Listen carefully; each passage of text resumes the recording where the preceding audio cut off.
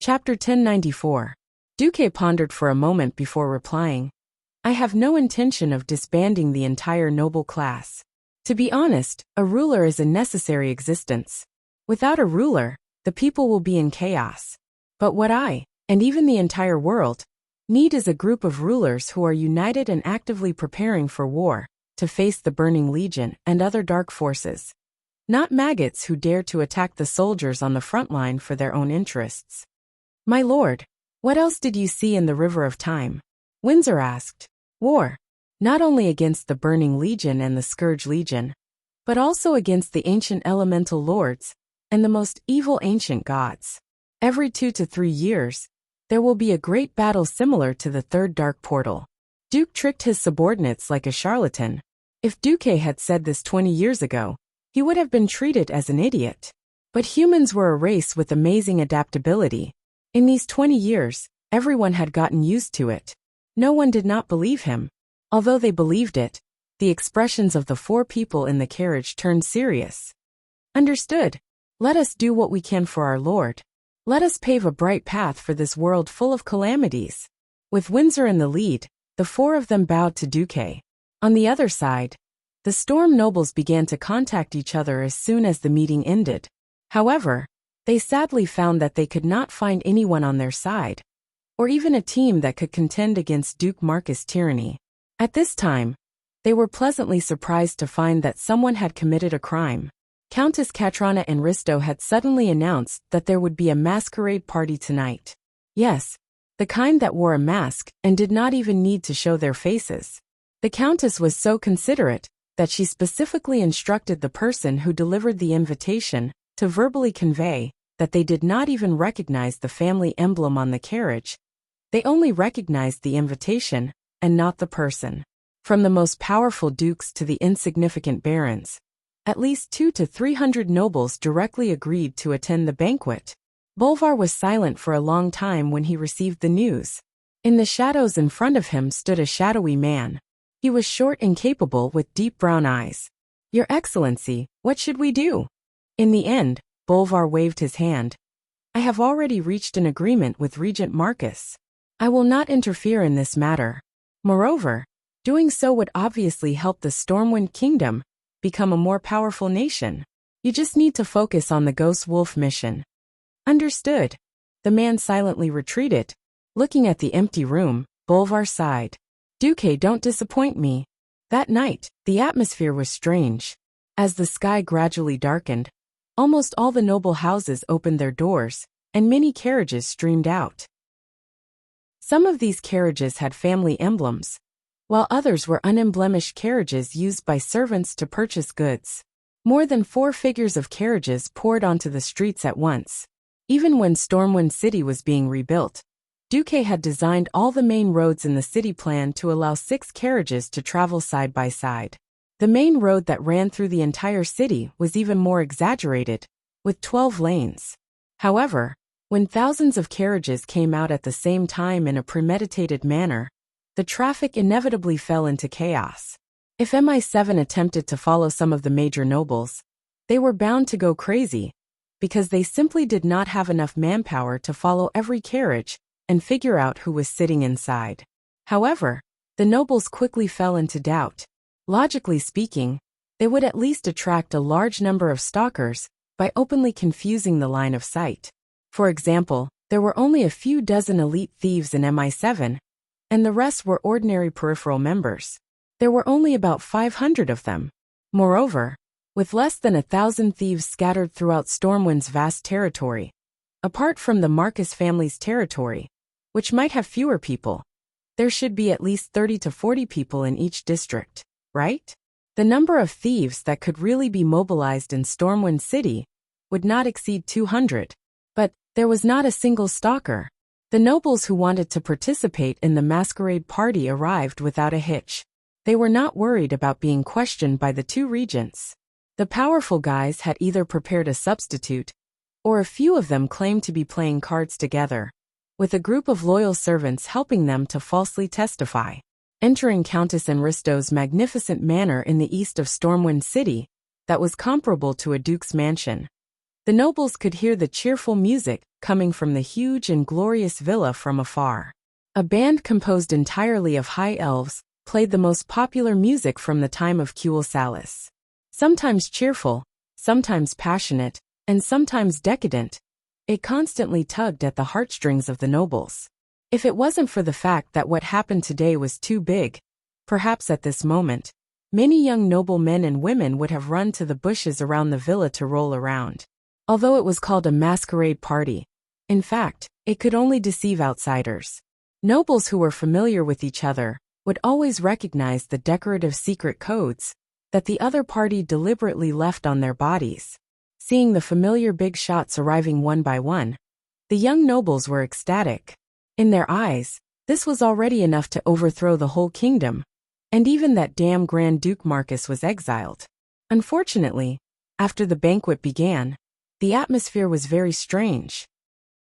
Because everyone saw that the heroine of the masquerade party, Countess Anristo, who only wore a small golden mask that covered her eyes, actually ignored the other nobles and danced with a young noble under the accompaniment of music. Even the nobles close by could not hear what the two were whispering. Fortunately, they did not hear it. If they heard it, they would probably be scared out of their wits. Dear Grand Duke Marcus, I don't remember sending you an invitation. Yes, that's right. At this moment, the person dancing with the Countess was Duque, who was wearing a ridiculous high elf mask. Of course, no one in this world would know that the two metal accessories on the mask's ears were a small version of the dragon sallier. There was also a line of Chinese written on it, "Dragon sallier, click to send." The evil Duque gently held the slender hand of the humanoid black dragon princess with one hand, enjoying the soft touch. At the same time, his other hand unscrupulously hugged her waist. Yes, from time to time, his hand would slip a little. Every time he felt the faint anger from the princess, he would put on an expression of "my hand slipped, I'm sorry. I like crowds the most, and I have the habit of never letting go of my favorite things." Chapter 1095. Hee, you're really confident. Onyxia had a formal smile on her face. Of course, as an expert and a leader, confidence was a must. That's because you might not win with confidence, but you'll definitely lose without confidence, Duque teased without showing any weakness. Hearing this, the black dragon princess laughed coldly in her heart. Hee, if you knew who I was, would you still be so confident? She didn't know that Duque was also laughing coldly in his heart. Hee, if you knew that I already knew who you were, would you still be so calm? Would you pretend that you didn't know and continue playing politics with me among the nobles? Or would you flip the table on the spot and turn into a black dragon and start fighting? Just like that, the human and the dragon looked at each other gently and even affectionately in the eyes of others. No one knew that these two fellows couldn't wait to kill each other. Onyxia laughed. Is this the confidence of the legendary Casanova Duke, who conquered many queens? The black dragon princess suddenly thought maliciously. If one day, Duque found out that the beauty he was very interested in was actually a black dragon, and then she would attack him violently and bite off both of his legs, how cruel and hilarious the scene would be. Maybe, maybe not. Duke's face was full of smiles as he continued to display the demeanor of a Casanova. While he was replying, he was thinking about how to numb Onyxia, so that her plan wouldn't be carried out so quickly. He had to give Onyxia hope, and not let her fall out so quickly.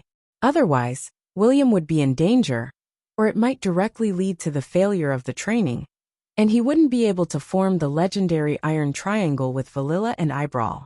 However, Duque couldn't let Onyxia stay in Stormwind City for too long. In his spatial storage, there was a remnant of a platinum disc that only had 1/5 of its original size left. It was trembling faintly. With the help of the platinum disc's power, Duque had already seen that the entire villa was filled with dragonians and half-dragons. It had to be said that the Black Dragon clan's ultimate transformation technique was very powerful. Duque wondered maliciously if those idiotic nobles knew that the waiters who were pouring wine for them, as well as the beautiful maidservants with big breasts and fair skin, whom the young nobles could not even blink, were all draconids with the appearance of black-skinned lizards. What concerned Duque the most was the system elf's label on Onyxia. It wasn't strange to have a leader's mark with a white skull on a black background. What was strange was that Onyxia's mark was orange. An orange name meant that the other party's strength was much higher than his, so it was not advisable to fight him. Huh? System elf, are you kidding me? Don't I already have the platinum disc? Why is it still orange? Duque secretly asked the system in the spiritual world. The possibility of an incorrect judgment is 0.2%. According to speculation, Onyxia, who has transformed into a human, has received an unknown enhancement. Unknown strengthening, huh? Duque muttered to himself. Of course, in the eyes of the Black Dragon Princess, it meant something else. Pitiful humans, can't get rid of the shackles of tradition after all? I thought you were really so ruthless that you wanted to subvert the traditions of the entire human society. Onyxia smiled. Grand Duke Marcus, in fact, I am very grateful for your concern. But you are not my type. I prefer a more traditional man. Duque was embarrassed. Am I being labeled as a good guy? Hey, I haven't done anything yet. Know that my affection for you is just a pretense. You don't have to label me, okay? At this moment Duque, who considered himself not handsome, but elegant and invincible in the field of love, felt 100,000 tons of damage in his heart. But the act had to continue. Tradition is essentially a good thing, but tradition must also adapt to the changes of the times. Don't you think that a great man like me, who has adapted to the development of the new era, is a better choice for you? Duque smiled, hinting with a double meaning. On the surface, he was picking up girls, but in fact, he was hinting that holding on to the traditions of feudal territories would not end well. Onyxia was a rare dragon with a high level of political wisdom. She immediately determined that Duque was actually trying to recruit her. The Black Dragon Princess sneered inwardly. Hee. It turns out that the great hero Duque, who even dared to kill my dead father, is actually afraid of a civil war in Stormwind? Humans' shackles to their homeland and oaths to the dead are boring enough. But it is precisely like this that he is more like a human. Hee. Duke Marcus, just wait for me to thoroughly destroy your cherished Stormwind.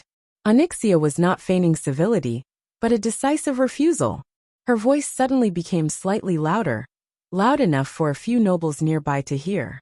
I believe that it is precisely because of the inheritance of civilization and norms that humans can be distinguished from the barbaric beastmen, filthy trolls, and other races, and become recognized as a highly intelligent race. Humans who have abandoned their inheritance are no different from beasts, so give up. Rather than lowering my noble head and kneeling in the mud under your despotism, I will choose to use my own method to say no to injustice and tyranny. Onyxia's words were so righteous and awe-inspiring. If Duque didn't know that the person in front of him was a female black dragon, even he himself would have almost believed it. He even shed a few tears of gratitude. A dragon's life is like a play, and it all depends on acting skills. All right, your Black Dragon family is a best actor and best actress. I will carve the word admire on a sweet potato when I return. Duque showed a pitiful expression. It's such a pity that Countess Enristo has such a deep prejudice against me. I hope that time can bridge the gap between us. Some scars cannot be healed by time. Best actress Onyxia replied coldly. Just in time the song ended. Duque could only reluctantly let go of Onyxia. Of course, as a big antagonist to the nobles, how could he not leave some harsh words before he left? Is that so? Actually, when it comes to persuasion, I personally prefer conquest. Let's call it a day. I think we will have a deeper conversation in the council hall. Yes, we will. Unknowingly, a large group of nobles had stood behind the countess. Now everyone knew that it was Duque who came to demonstrate his power. But some things were like this. After shedding all pretenses of cordiality, they would become fearless. It was precisely because of Duque's appearance that more wavering nobles began to join Countess Enristo's camp. It was all because of Duque. Leaving the villa in a carefree manner, Duque really wanted to laugh. If the flag bearer they followed was really a human, perhaps there would be a Stormwind version of Joan of Arc. Unfortunately, they followed a female black dragon. Chapter 1096. Just like that, under the murderous gazes of countless nobles, and a large number of Dragonians who were ostensibly servants, Duque strode away unhurriedly. He even threw off the mask on his face, and revealed his true face. He turned around and smiled mysteriously at the nobles who had followed him to the gate. This, of course, was met with a wave of exclamations and sighs.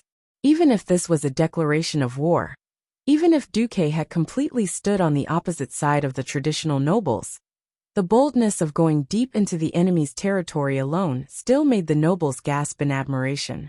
In the eyes of the nobles, Countess Katrana Enristo also stood with her head held high and chest out.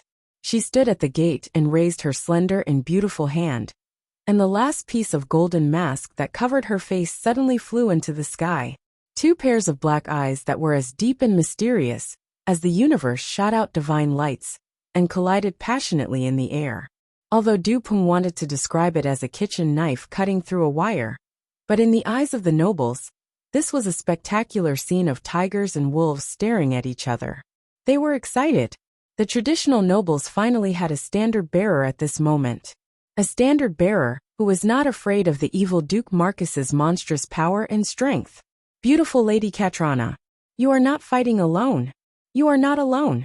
More and more nobles stood behind Katrana, who was like a saintess descending to the world.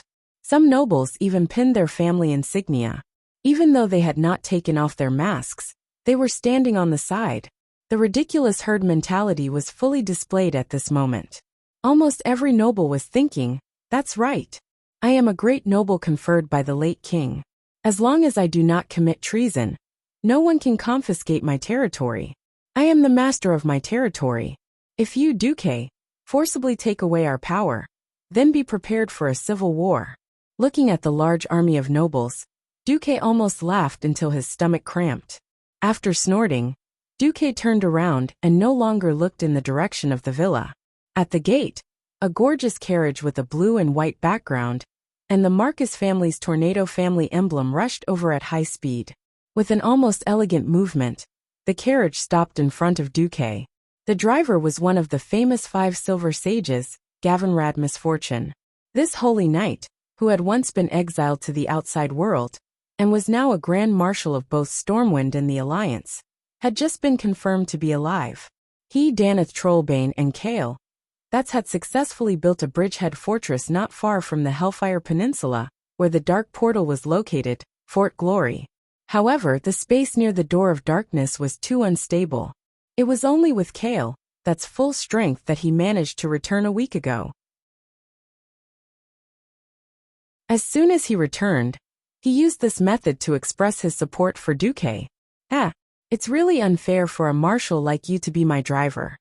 Duque smiled. It would be my honor to be the driver for the Alliance's commander. Gavinrad smiled as well. Duque entered the carriage with large strides. Naturally, there were his 2 maids who were very good at fighting, as well as Edwin.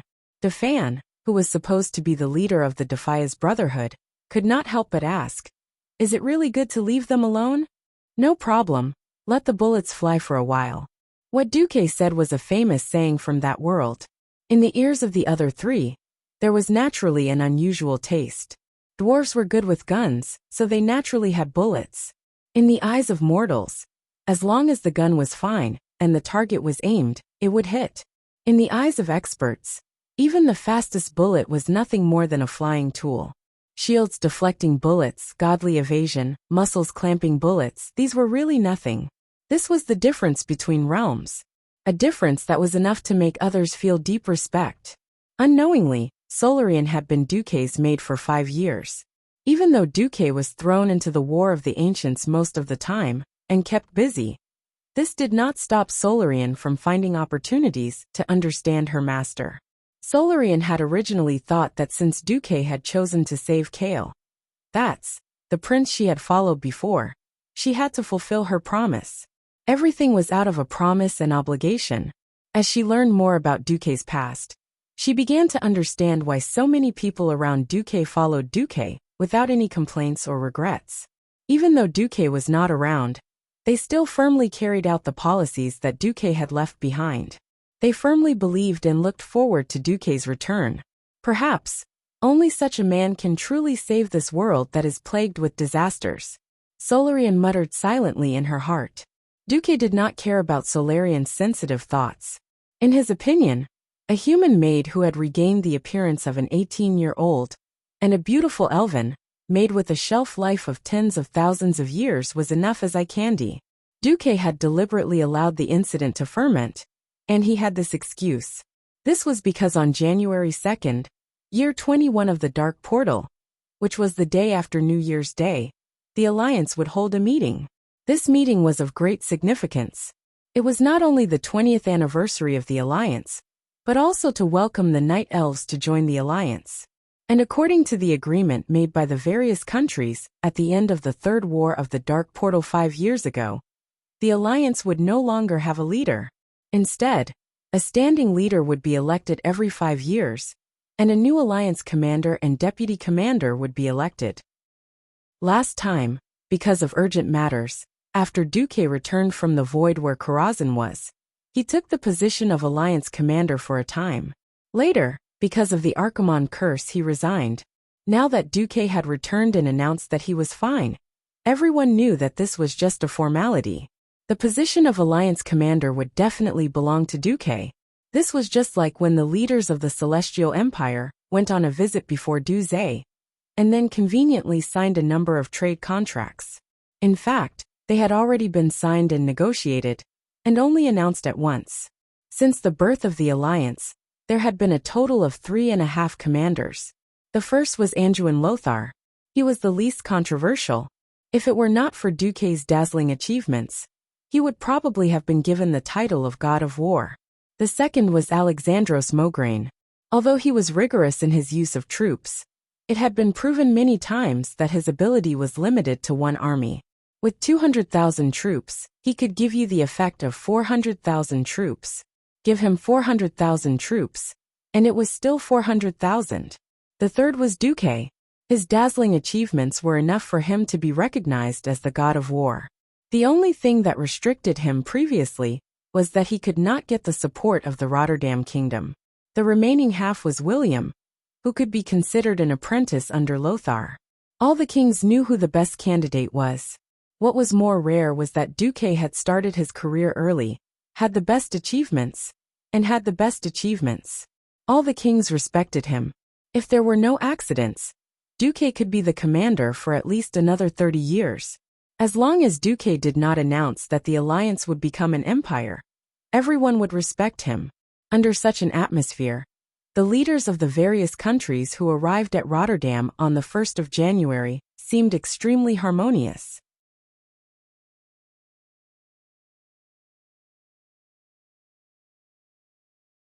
Chapter 1097. During the first years of the Dark Portal, rapid travel through teleportation portals was something unimaginable to most people. With the development of magical technology, directional teleportation portals had been greatly improved in the past 20 years. During the first Alliance conference, the kings of the various countries had taken ships and carriages to rush to the conference. Now teleportation portals were all in place. Those who could become the rulers of a country all had to deal with a myriad of issues. As long as it was safe, no one would have the time to waste on the road. In Teldrassil, Tyron's trusted aide Melland was still feeling uneasy.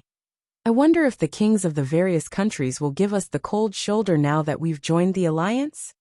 In fact, the Nature faction had the same worries. Fandral Staghelm even publicly expressed that Tyron's actions were akin to being cold-shouldered. However, the Night Elves were more inclined towards the Alliance.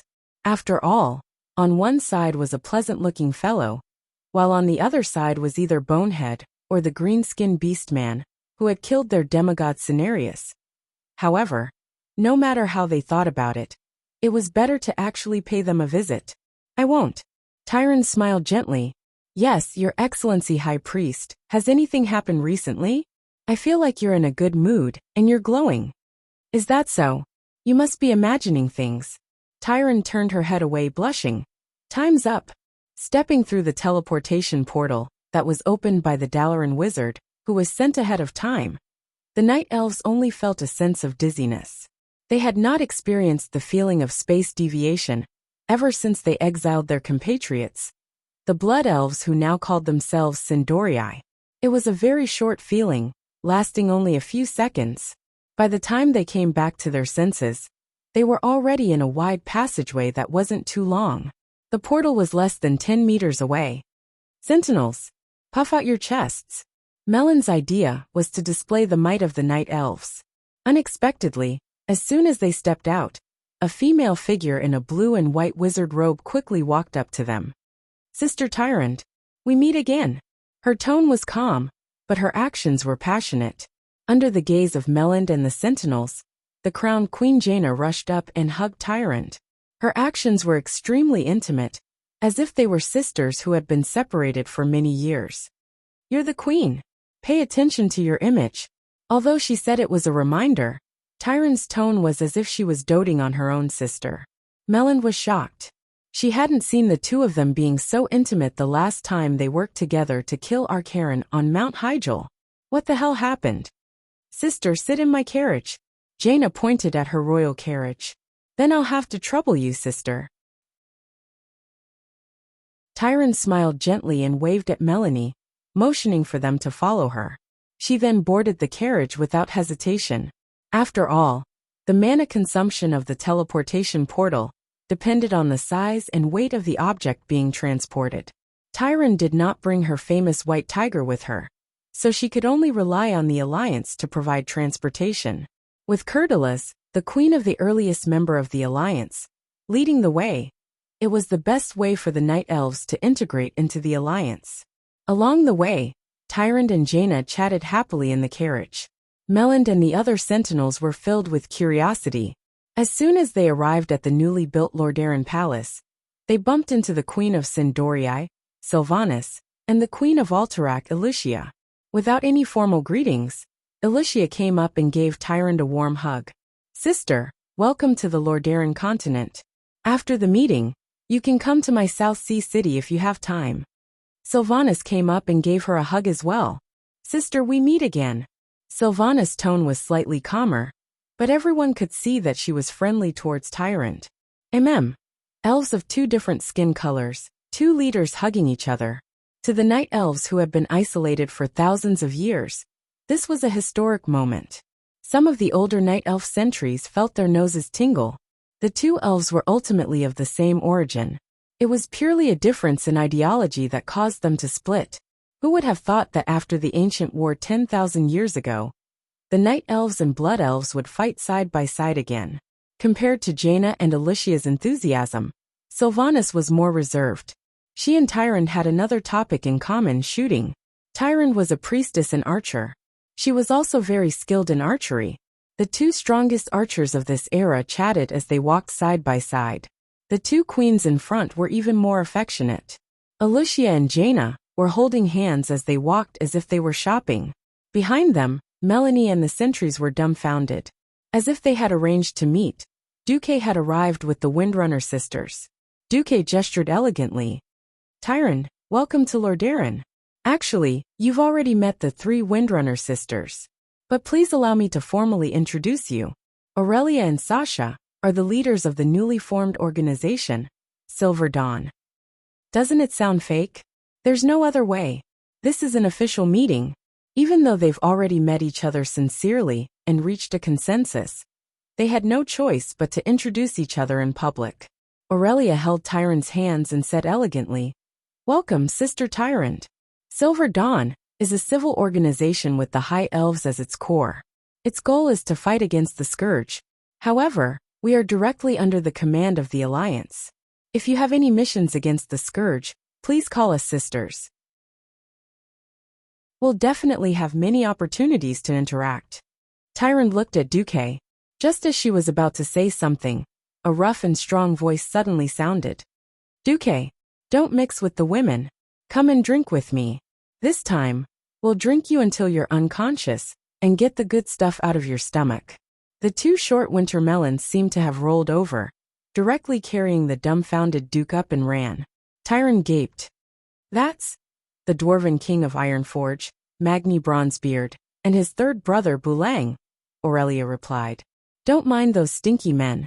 We're having a party tonight." Remember to come. Sasha, who was the most active, whispered into Tyrant's ears.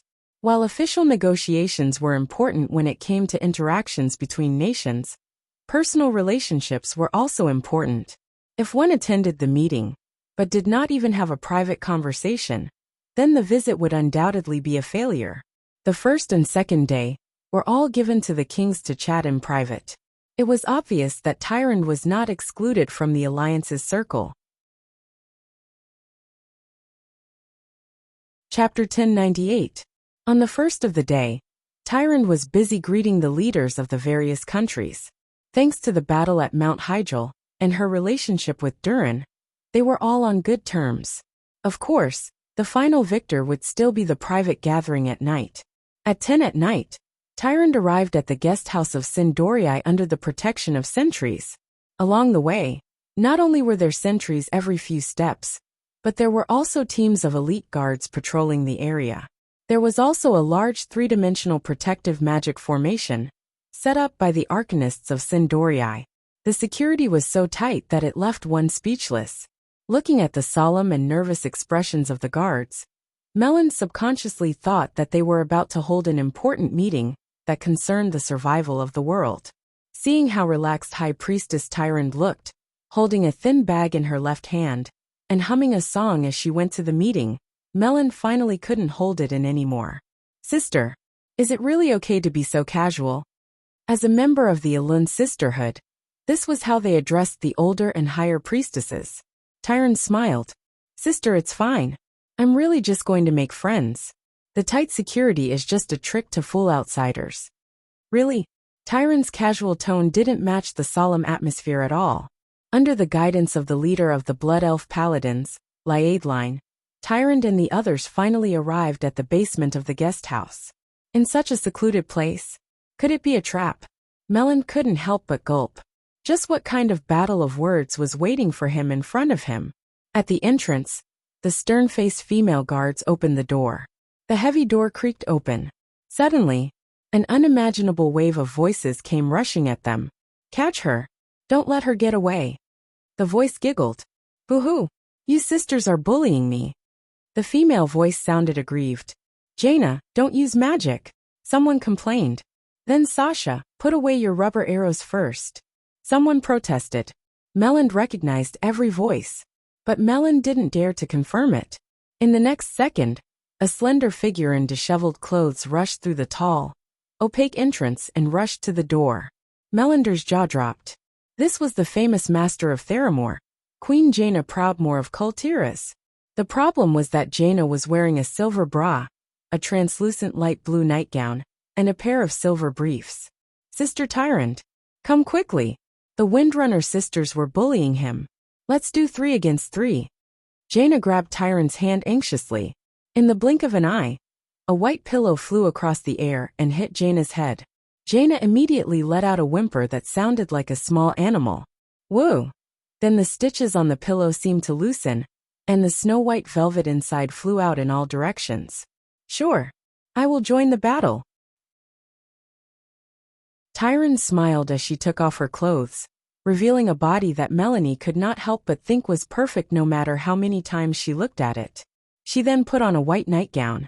Tyrant, who had always looked holy and noble, turned to look at her confidant with a reproachful expression. What are you looking at? Have you never seen a slumber party or a pillow fight before? Melander was stunned. Sister, this is a custom passed down from the humans. Tyrant chuckled as she threw a pillow back at Melander. This time, it was Sasha who hugged her head and whimpered. It was hard to describe Melander's current embarrassment. But this was probably a good thing. Sister, have fun. Melander said almost subconsciously. Yes, I will. Come and get me when the sun rises. With that, Tyrant threw another pillow that could twist and turn at Servanas, who was dodging at high speed. The heavy door slowly closed. Melander stood there in a daze, as if he had just seen a new world. After a long while, he asked Riadeline, Do all the queens of the Alliance like to play like this? Riadeline put her hands on her hips and sighed. Of course not. This is a small circle that you don't know about. Poor Queen Kalia couldn't get in even after waiting for 20 years. Melander was confused. Regardless, Melander still felt happy for Tyrant.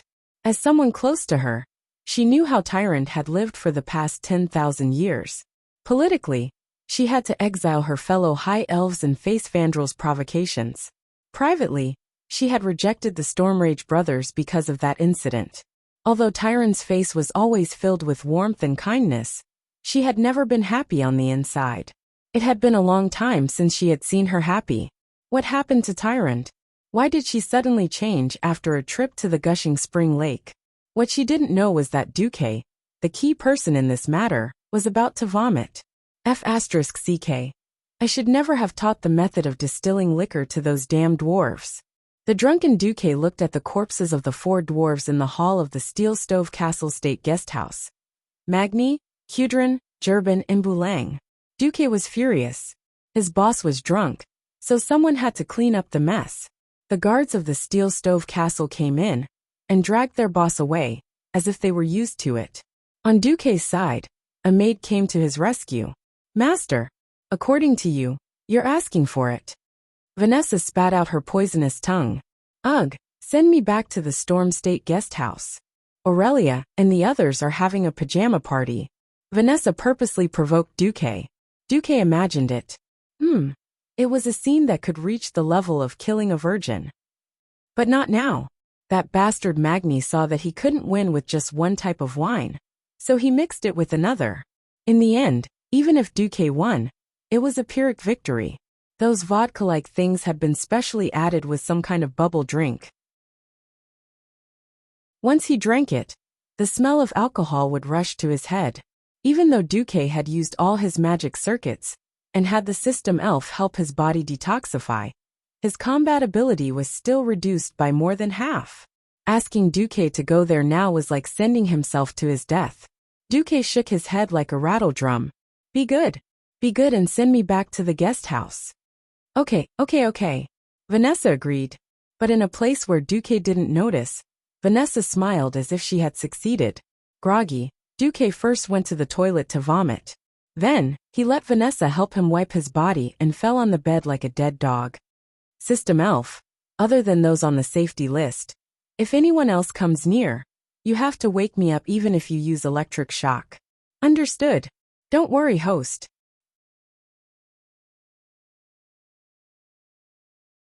Chapter 1099. Ugh. The feeling of a hangover was terrible. His head was splitting, and he clearly wanted to sleep, but he couldn't. He breathed heavily into the room, and the stench of alcohol made him want to vomit. Unfortunately, he had already vomited everything he could, and the rest had entered his blood vessels. He could only hope for his liver to break down more alcohol enzymes, so that he could sober up faster. In a daze, Duque noticed that someone was touching him. The system genie showed a green light. That meant he was on the same side. Duque didn't care. Anyway, he was a weakling now, and he was counting on others to serve him. That person took advantage of the darkness to come up, and her soft little hands groped him. Then, Duque realized that she seemed to be using armor break on him. Don't worry about me. Let me sleep. Huff. The other party seemed to be startled, but then came a mosquito-like reply. Okay. Wait. Something seemed wrong. Although his body's senses were rather slow, Duque could still feel the strange touch when the other party was gently and carefully sharpening Duque's godly sword. Duque forced his heavy eyelids open and saw a blonde head. Without long ears, was it a human?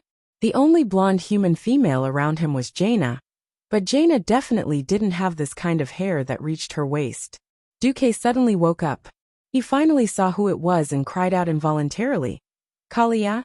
Like a stupid thief who had been caught stealing for the first time, Kalia froze, completely at a loss for what to do. However, in the next moment, 2 lines of tears rushed out of Kalia's eyes and slid down her still elegant cheeks. If it's me, can't I do anything? Duque, do you hate me that much? The moonlight shone into the room, making Kalia's bright blonde hair shine. Time passed, but the years still left traces on the face and body of this once beautiful princess. Under the moonlight, there were already some crow's feet at the corners of Kalia's eyes. Kneeling at the end of the bed, her unreserved female body was full of the traces of a mature woman. Sitting up, Duque suddenly sighed. It's been 20 years. That's right. It had been 20 years. From the very beginning, when they first met, there were a few short but interesting conversations. Then he helped Kalia fake her death. Then 5 years ago, when Earthes killed his father, he forced Kalia to return to Lordaeron to ascend to the throne. It had been 20 years since then. Actually, ever since Duque found out from Vanessa that Kalia refused to use his eternal blessing, Duque knew Kalia's decision. Returning to her youth was seen by her as a breakup gift, but Kalia refused to accept it. Therefore, she would rather appear in front of Duque in her youthful appearance. Her tears were still flowing, causing Duque's heart to ache. Yeah. It's been 20 years, but in these 20 years, I've never regretted even for a second. Kalia's voice was still crisp and soft. It was like an awl that pierced straight into Duque's heart. Duque's mouth moved for a long time, and he let out a long sigh. You're so silly. I've always done those things purely because I don't want the heavens to destroy your beauty. Leaning over lightly, Kalia sat on Duque's knees and put her hands on Duque's shoulders. So what? The only one who saved me from that cage called the palace was Duque.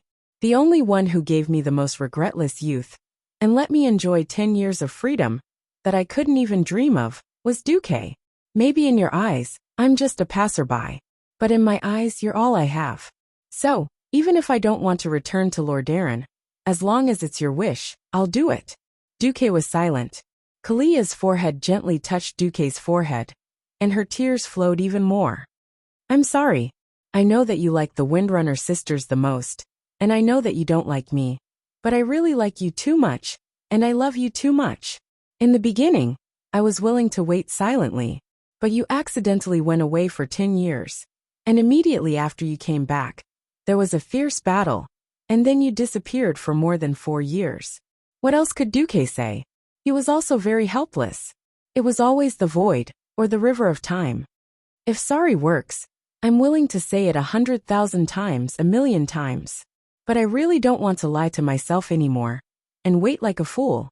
I've waited for 20 years, and I really can't accept that I won't have any emotional interaction with you in the future, and that I'll end my life like this. So even if what I'm going to do next is wrong, please forgive me, okay? After saying that, Kalia wanted to act recklessly, who knew that Duque would suddenly push her away.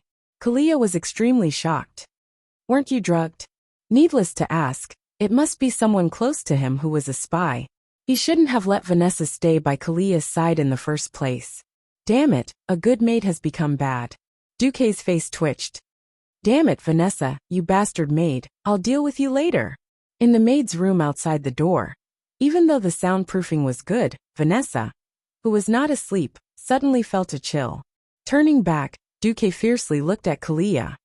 Idiot woman. You even gave up your last chance to escape from my clutches. Don't blame the world for your stupidity. You're finished. Just wait to become my collection for eternity. After Duque's malicious words, Kalia's tears turned into laughter. Good. I've waited for this day for 20 years. Take this, watch my throat slash. Duque's godly sword stabbed forward, and the cruel sword edge instantly pierced through. Kalia was like a swan that had been shot by a sharp arrow. Her long and perfect neck was stretched to the limit because of the pain, and the tears that had already been gushing out were like a broken dam. But this time, they were tears of joy.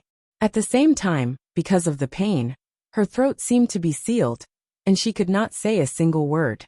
That's right. Duque was indeed very rough, but for a woman who was crazy for love, and was willing to throw herself at him like a moth to a flame, for a woman who had waited for 20 years, and was not willing to wait for even a second more. Even a second more was torture. This was just right. Duque. Duque. Duque. Duque. Ku.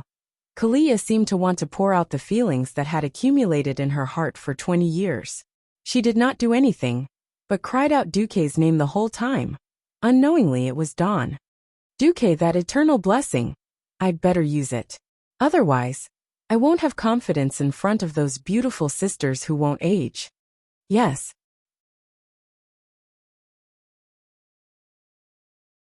Chapter 1100.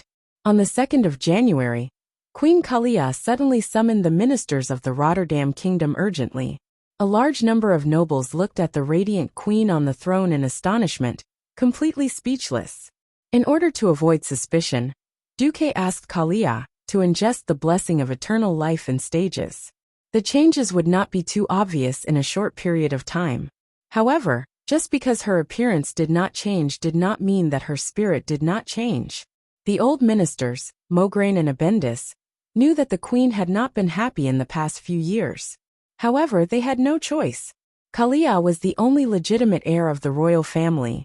If they did not support her to ascend the throne, all the people of the Rotterdam kingdom would be like wandering ghosts. They would lose their loyalty and cohesion. That was a deep-rooted concept that had been rooted in this land for 2,800 years and had been passed down for countless generations. Since the day the queen ascended the throne, the old ministers had been worried about the continuation of the royal bloodline. Even though there were countless young nobles in the country who had launched an emotional attack on Queen Kalia, they were all chased away and killed. Everyone knew that Queen Kalia only had one him in her heart. The problem was that although that guy was good, no one knew where he had died all year round.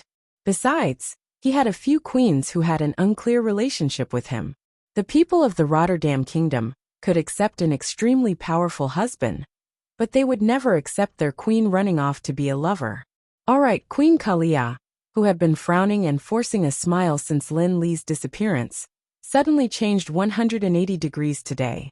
Considering the news of Lin Li's visit, Mograine and Abendis looked at each other and saw the same answer in each other's eyes. Sigh. Still unable to escape from Duque's clutches? Queen Kalia said, "Once upon a time, I also thought that noble bloodline was everything. Obviously this thinking is wrong. The great commander of the Alliance, Duke Marcus, once said something that I deeply agree with. People are noble because of their great deeds, not because of their bloodline." The queen's words caused a commotion among the ministers. They were too embarrassed to interrupt the queen, because she had not finished speaking. True nobles, such as Anjouan Lothar, have the noblest sentiments and the grandest thoughts. When he discovered that Thoradin the Great's bloodline was a restriction to the various human kingdoms, and even to the growing number of races in the Alliance, he decisively chose to end the noblest bloodline in his own hands. As for the despicable, even if they have the so-called noble bloodline, just like my brother Arthas who killed my father, King Tyrrhenus, they will also do things that will anger the gods. The mention of Arthas was an eternal pain in the hearts of all the people of Rotterdam. He killed his father and annihilated all the nobles and citizens of the Rotterdam city. He even spread the plague and death throughout most of the Rotterdam kingdom's territory. If it weren't for the fact that the various countries had suffered great losses and were unable to go on an expedition to Northrend, the people of the Rotterdam kingdom would have long gone to take revenge. Now that Kalia said that Arthas was a despicable person with a noble bloodline, it was really hard to refute, especially when Kalia said this as the only heir of the Menethil royal family. No one dared to object. Queen Kalia stood up. She seemed to have some difficulty moving, but her beautiful appearance combined with her righteousness made her soft voice sound powerful. 2,800 years ago, my ancestor opened up the then barren Tirisful forest for the humans, so he was honored as king from the leader of a clan. 2,800 years later, Arthas was stripped of his right to be king because of his heinous crimes. With history as a mirror, only people with both talent and virtue are qualified to be king. So if there is such a day, someone more suitable than me to lead Rotterdam appears. Even if his surname is not Menethil, I, Kalia Menethil, will not be stingy with my throne. I will abdicate. The words of a king were an oath that was thousands of times more serious than a nail on a board. In a sense, Kalia's words were like opening a Pandora's box with her own hands. For people who were greedy for power, this was undoubtedly asking for trouble. But everyone knew that Kalia had said more than once that she did not want to be queen. This was completely forcing a duck onto a perch. If it was not Duque looking for her, but someone else, she would definitely not be willing to come back. It was originally like this in history. It was only when the Burning Legion's universe fleet played large-scale landing battles around Azeroth that Kalia, who had been missing for almost 30 years, resolutely came out of seclusion and participated in this war against evil. Mograine and Abendis sighed. 2 days ago, they heard that Duque was in Stormwind City against the nobles and wanted to implement large-scale reforms. They did not expect Kalia to be the first to take the lead to support Duque today. Think about it. Even the queen of the old powerful Rotterdam took the lead to announce that only sages could be kings.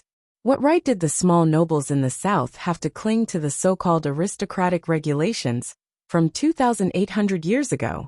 This was simply a slap in the face to the nobles of Stormwind City. Kalia did not give the nobles of Rotterdam any room to refute, and directly announced the end of the meeting. One could imagine that the wave of sages being kings that would be set off next would sweep through the entire human world. After the meeting, Kalia quickly went to the side hall. Jaina was already waiting at the door. Sister Kalia. Sister Jaina. The two queens hugged each other intimately. They had been best friends since they were very young. After all, they were both princesses and were close in age. But later, as Jaina was married to Duque by King Theron and left for the Elven Forest, the two had no choice but to alienate each other. Unexpectedly, after a big circle, they were back together again. Jaina brought Kalia into the side hall. Only then did Kalia realize that the queens and leaders were already there. Seeing Kalia's awkward walk, Jaina snickered and laughed maliciously. Speaking of which, Duque is a big jerk. He had to torment us human girls. The three of us were going to chase him. Elves are all very loving. That's not it. He wasn't gentle to me at all. I insisted that I didn't want him, but he still bullied me regardless and forced me to learn those shameful things. The pure and holy Tyrant seemed to be reminiscing as she held her face in her hands. The other 6 were shocked.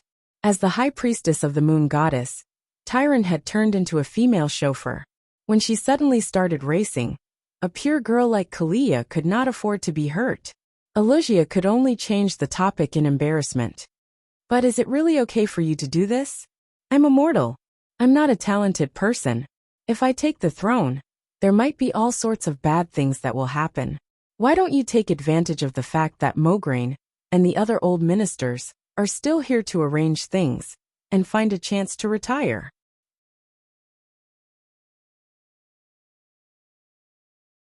Chapter 1101. Not every queen was like Kalia, who said to let go and then let go. It had nothing to do with greed for power. It was purely determined by one's ability and personality. Kalia did not have any special talents. She was not strong in battle, and she was not as good at internal affairs as Alusia. However, she was more suitable to be a spiritual leader than anyone else. Since her ability was at the level of a mascot, she might as well retire early and have a peaceful life. Otherwise, without external protection, she would get into trouble sooner or later while sitting on the throne. She would either become a puppet or lose her life due to a betrayal. At that moment, Duque came in.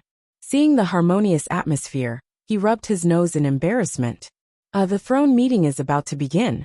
Everyone get ready. Just as he was about to run, Queen Sylvanas suddenly put a hand on Duque's shoulder. Feeling guilty, Duque was immediately petrified. I swear I won't add any more sisters for you. Duque surrendered first. Pfft. Sasha burst out laughing. Second sister, you scared him. The others in the harem also smiled. Only Kalia buried her face in Jaina's chest, not daring to look at anyone. Queen Sylvanas could not even be angry. She put her hands on her hips. No. We discussed it all night at the pajama party and came to a conclusion. What conclusion? Queen Sylvanas seemed to have lost her temper. I really don't know if you did it on purpose or not. We sisters are either queens or leaders. Most of us are so busy that we don't have time to accompany you all day. None of us can let go of our careers or our people. And the world is getting more and more dangerous. So we can only let you take advantage of us, you little bastard. Unknowingly these beauties had gathered around Duque. Their beautiful eyes wandered, and finally landed on the oldest Tyrant. Tyrant smiled. Duque, you are someone who can do great things. Perhaps the safety of the entire world of Azeroth rests on your shoulders. Since we are willing to follow you, we do not want to burden you anymore. Instead of crushing you to the point where you can't breathe, it's better to let go and let you soar freely. Aurelia, who was the first to become Duque's woman, said, "Yes, we have an agreement. As long as you make all the sisters happy first. Do as you wish." Although Dumuk was touched, his facial muscles were still twitching. An infinite harem sounds great, doesn't it? However, the prerequisite was that he had to please all of these ladies. Only then would he be able to increase his happiness by one. Duque suddenly felt that one of Gu Tianla's words was very true. A man's energy is limited, but the number of girls in this world was limitless. Using a limited amount of energy to bombard an unlimited amount of girls, this in itself is a losing battle. If he continued to act recklessly, he would only be finding trouble for himself. Duque spoke righteously and with the aura of an honest and reliable young master. He raised 3 fingers and said, "I swear." Before they could make their vows, the heavens suddenly sent a bolt of lightning from the clear sky, as if a group of fellow Taoists were going through a tribulation. Lightning flashed and thunder rumbled. After a while, there was a downpour, followed by sleet and snow. Even Tyrant, who looked so serious, laughed, not to mention the other younger ladies. Ha ha ha. Ha ha ha. Sasha, who had the most carefree personality, laughed so hard that her stomach hurt. She laughed so hard that she almost choked on her breath. She stopped teasing Duque. According to their ages, first Tyrant, then the 3 Windrunner sisters, followed by Alicia, Kalia and Jaina. All of them came up to him and gave him hot kisses. No more, no less. It was as if they were on a stopwatch, each kiss lasting 10 seconds. These people were all immortal or long-lived races that could easily live for more than 10,000 years.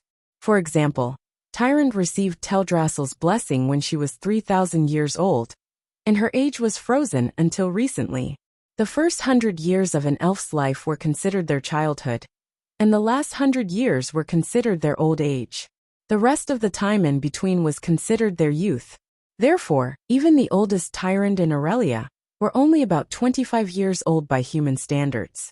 Looking at such a harem, Duque was so happy that he almost fainted. Duze's moral integrity was very full, except when he was dissatisfied. There's nothing wrong with that. When Tyrant privately brought up how to solve the beastman's logging problem, Duque patted his chest and promised to leave it to him. That night, there was a formal welcome banquet. At the same time, it was announced that the Night Elves had officially joined the Alliance, and a grand ceremony was held. The Candlelight Club spent 4 years in this city, using a full set of mechanical equipment to fill in the ruins of Lordaeron. They then rebuilt Lordaeron by the lake to the west of the ruins, and held a grand bonfire party. Music could be heard everywhere, and the streets were filled with joyful and joyous Alliance people. During the throne meeting on the 3rd of January, the decision to let Duque, who had been cleansed of his curse, return to being the Alliance's commander, was unanimously approved. At the same time, in order to deal with the possible crisis of the Burning Canyon and Burning Steppes, the Iron Furnace Fort would be the Alliance's leader for the next 5 years. The ceremonial officer announced, "Let's welcome the tribe's emissary, the Darkspear Trolls leader, Wajin." Wajin came in, one hand on his chest, and bowed to the Alliance's leader, Magni, and the commander Duque. "I bring greetings from the tribe's chief Sar."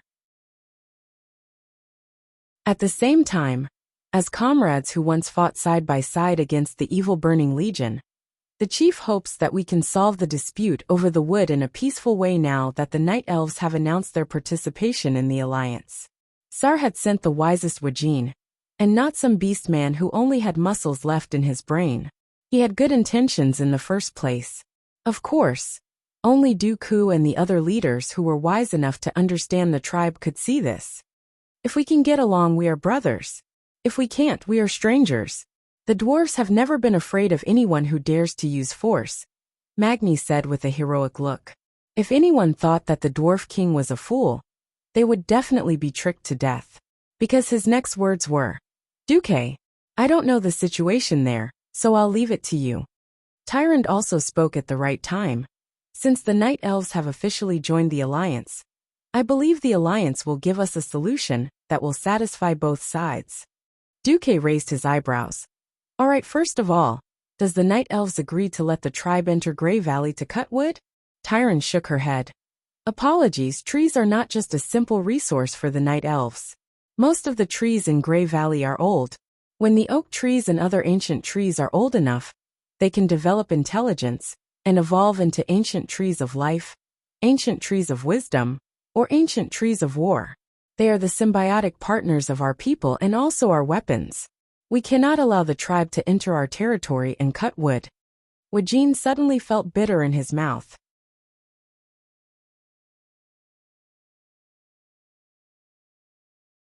Chapter 1102. Woken bowed again. I'm sorry, but I would like to clarify something here. Duque spread his hands. Go ahead. Ever since the tribe crossed the Kalimdor continent and took root in the barren, ownerless land of Duroder, the tribe has been trying to avoid invading the territories of other intelligent races. When Woken said this, Tyron could not help but clench her fists and gently bite her lips. How could the death of the demigod Cenarius be forgotten so easily? Of course, Woken noticed Tyron's reaction, but because of his position, he could only continue. The tribe has not mastered the more advanced construction methods. Out of development needs, the tribe needs at least 100,000 tons of wood. This number almost made Tyron jump on the spot. Attention! It was processed wood, not raw wood. Converted to raw wood, the number was even more exaggerated. Woken braced himself. According to preliminary estimates, this is only the first phase of our needs. Only the first phase. Tyron almost wanted to declare war on behalf of the Night Elves. Woken continued to explain. The tribe has no intention of making things difficult for the Night Elves. We have no other choice. The nearby barren lands, Stonettelan Mountains, Mulgore, Thousand Needles, and Dust Wallow have no suitable wood. Although Farilas in the southwest has good wood, we can't transport it out of the Thousand Needles, which is extremely bad terrain. If possible, the tribe is willing to exchange any of our existing resources. Tyron gritted her teeth. The Night Elves will never trade their friends. The atmosphere suddenly fell to a freezing point. Woken had a headache over this matter. The tribe needed a huge amount of wood, but they could not use force. Coupled with the Night Elves joining the Alliance, the tribe could only be cautious on this matter. Tyron could not help but look at Duque, who was sitting in the seat of honor. Tyron's mood was very complicated. She had absolute trust in Duque, but she did not only represent herself. However, she did not represent just herself. If Duke did things unfairly, then the voices within the clan against joining the Alliance would quickly rise. And by then, there would be a big problem. Duque raised his hand and made a gesture of suppression. Lord Whisperwind, please don't get too worked up. Wajin, could you please tell me the standard of the wood your tribe wants? Woking immediately replied. Converted to logs, it's at least 30 yards high, hard enough to be used as the main beam of a house. Duque smiled. That's easy. Grey Valley was not the only place in the world that had this kind of wood. Just the Elwyn Forest and Twilight Forest within the territory of Stormwind Kingdom have plenty of such wood. Although there was a lot of good timber around Eagle Nest Mountain, a third of the areas mentioned above were directly under Duque's jurisdiction. He was the master of his territory. If he could make the decision himself, he would be even more daring. Perhaps this was what it meant to be pretentious. Really, this time, Wajin was really happy. Do you have a sample? Of course. Duque snapped his fingers and Vanessa, who was wearing a maid's uniform, came up. Inform the Mason Brotherhood to bring a sleeper in. Understood. From the beginning of the reconstruction of Lordaeron City, Alicia and Jaina began to help Lordaeron build 2 railways. One was from the Northflow coast to Lordaeron City, which was convenient for reconstruction. The other was the East-West Railway artery that traversed the woodlands of Tirisful and the eastern and western Plaguelands, all the way to Tyr's Hand, connecting the entire old territory of Lordaeron. In the capital, there was no shortage of materials to build railways. Not long after, 8 big men came in carrying a train sleeper that had long been cut into square strips. Of course, It could not be ordinary goods that could be used as a sleeper. Moreover, the steam engines in this world were far worse than the steam engines in the industrial era before Duque crossed over. Because of the industrial level, iron and steel were still far from the standards that Duque wanted. As a result, the steam engines here were larger and heavier, and even the train tracks were twice as large as those on Earth. As a result, the requirements for the sleepers were also much higher. Wajin's eyes lit up when he saw this. He touched the wood, knocking here and there, then looked up. Can the Alliance guarantee that the wood sold to the Horde is of this quality? And can the Alliance really transport so much wood across the sea? Don't joke. As early as 4 years ago, the Alliance could already transport 100,000 troops and equipment across the sea to the Kalimdor continent. It's really not difficult to transport 100,000 tons of wood. Duque smiled. As for the quality, I can also guarantee it here. Of course, there will be losses when transporting such a large amount of wood across the sea, and the price will inevitably need to be adjusted. What does the Alliance want from the Horde? Wajin asked. Ores. High-purity ores, mainly iron ore. Other rare ores are also needed, such as gold, mithril, true silver, thorium. When Duque said this, the eyes of the few dwarves next to him sparkled. Magni did not look like a king at all, and his mouth was actually drooling like a dog. Duque rolled his eyes at Magni. When Bulang saw this, he hurriedly pulled his big brother, who had a blacksmith's soul, to wake Magni up. Damn, don't affect the Alliance's image here, okay? If it weren't for the fact that you are the king of the Alliance and the Horde, I would definitely beat you up. Wajin thought for a moment. After all, the Horde was in urgent need of wood, so he nodded and agreed. Then the specific proportion and method of the transaction. Now that the Alliance has recognized the Barren Lands as the Horde's territory, and Dust Wallow Swamp is also under Theramor's control, then the transaction will be found near the border. As for the price and details of the transaction, we will let the people below discuss it. When two major forces negotiated, it was always the boss who set the tone, and the people below would grind out the details and the price. For the sake of insurance, Wajin proposed to go to the Elven Forest to see the goods. Duque agreed, and welcomed Wajin to the Elven Forest as a guest.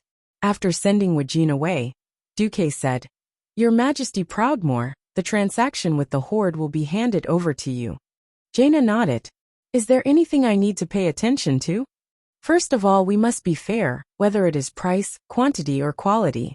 We agreed to give 10,000 tons of high-quality wood, not one less. For the Horde, the difference in the content of ores must not exceed 5%. Sal is a fair guy. As long as we are strict enough, they will do the same. Jaina's heart was a little cold. If the requirements were so high, then at least 10,000 tons at a time. In order to avoid loss, at least 13,000 tons would be safe. This way, the transportation costs would obviously skyrocket.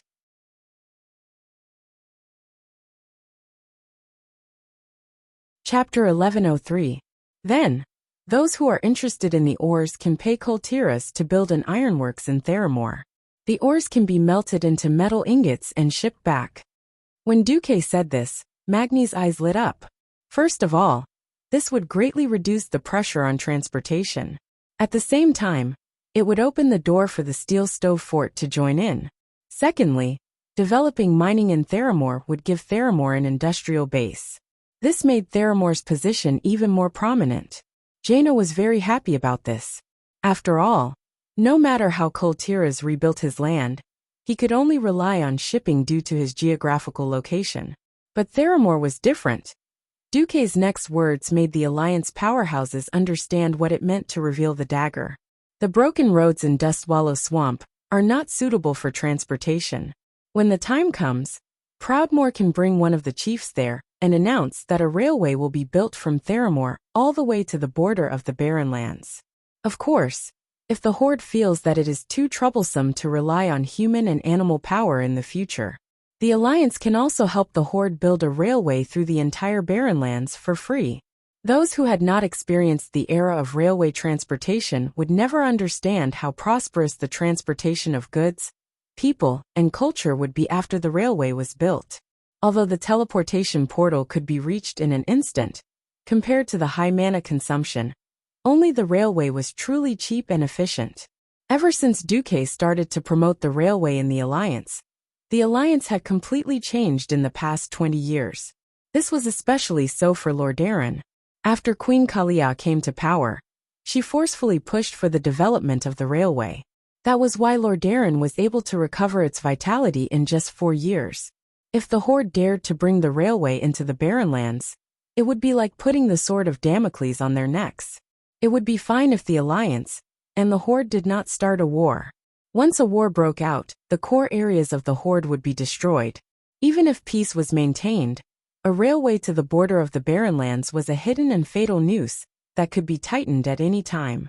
After all, it was 100 times easier to build a railway on solid and barren land than to build a railway in a swamp filled with mud and mud. Once the most difficult part was settled, the rest would be easy. Facing Duque's piercing gaze, Tyrande immediately realized that this was the Alliance's sneaky counterattack against the tribe's suppression of the Night Elves. Duque's passionate gaze caused Tyrande's entire body to heat up, and she did not dare to meet his gaze. "Alright, next up, Your Majesty Windrunner." Servanas, who was called out by Duque, was a little stunned. He nodded. "Is there anything I can do for you?" Duque's lips curled into a smile.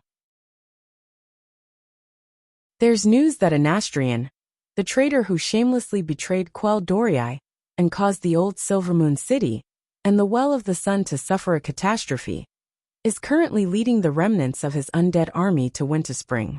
Doesn't Sindorii have any thoughts about this?" Servanas stood up abruptly. "The Alliance, please uphold justice for Sindorii and help him." Facing the map of the world of Azeroth that was laid out in the middle of the hall, Duque formed a long blue elemental line on his right index finger, pointing at the Azhara region in the northeast of the Kalimdor continent. Azhara has been the territory of the Night Elves since ancient times. It's also the area around the ancient Azhara city in the Ancient War. It's only right for Sindorii, a descendant of the High Elves, to reclaim this area. When Duque said this, everyone understood. That's right. To the Sindorii kingdom on the other side of the sea, Azhara was undoubtedly a troublesome enclave. But combining the two special meanings of an ancient legacy and the pursuit of a traitor, things became different. Moreover, if they developed the Azhara region and unearthed some ancient High Elven magic documents, the Sindorii mages would definitely be overjoyed. Duque turned his head. "Lord Whisperwind, does the Night Elves have any objections to the Alliance's arrangement of Sindorii returning to Azhara?" Tyrande thought for a moment. As long as Sindorii promises not to abuse arcane magic like their ancestors, the Night Elves have no objections. After all, our two races share the same roots. After all, in the future, the Night Elves, Blood Elves and High Elves would also unite again. Duque was happy to see this happen.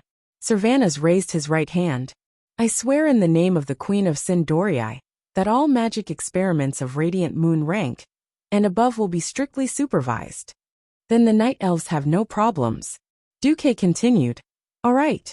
The last and most important issue is regarding the Blackrock Orcs and Black Iron Dwarves, who are active in the Scorching Gorge and Burning Steppes. Those black-skinned orcs should be hung to death." Magni took out his warhammer and waved it around. "I'm going to smash them again and again. Don't let me see them, or I'll aim my musket at their eye sockets and shoot each of them with a bullet." Duque's system elves gave him a rare reminder. As Magni's words were too crude, all sensitive words have been replaced with smash. It is strongly recommended that the host not listen to it. If you need a playback or translation, please click yes. Duque silently clicked no in his mind. The Dwarven War of the Three Hammers had passed many years ago. Although the Bronzebeard Dwarves had reconciled with the Wildhammer Dwarves, the Black Iron Dwarves. Haha. The historical event of saving the dwarf princess had yet to happen. Duque felt a pain in the ass about this. He thought back to when he had accepted a quest in the game to save Magni's precious daughter, Princess Moira Bronzebeard. When he arrived at the scene, he found that he and his teammates had to endure the attacks of this silly princess, who had Stockholm Syndrome, and had fallen in love with her father's enemy, the Iron King Drogon Tharissen. to deal with the Iron King. Alright. After the Black Iron King was taken care of, even more shocking information was revealed. Moira announced that she was pregnant with Dragon's child, and that she was in love with Dragon. Not only did she refuse to return to Iron Furnace Castle, she was also prepared to give birth to this child. The players were in a state of confusion, but in order to unite the three hammers once again and form the Three Hammers Council, Duque very unkindly wished Magni well in his heart. Prepare to be a lord. Of course, Duque now looked completely unconcerned. After Magni had finished and calmed down, he said, "Things are far more troublesome than we thought. The latest information I received shows that the remnants of the Blackrock Orcs, the Black Iron Dwarves, and the Elemental Lord faction that escaped from the Battle of the Scorching Gorge all seem to be on the move."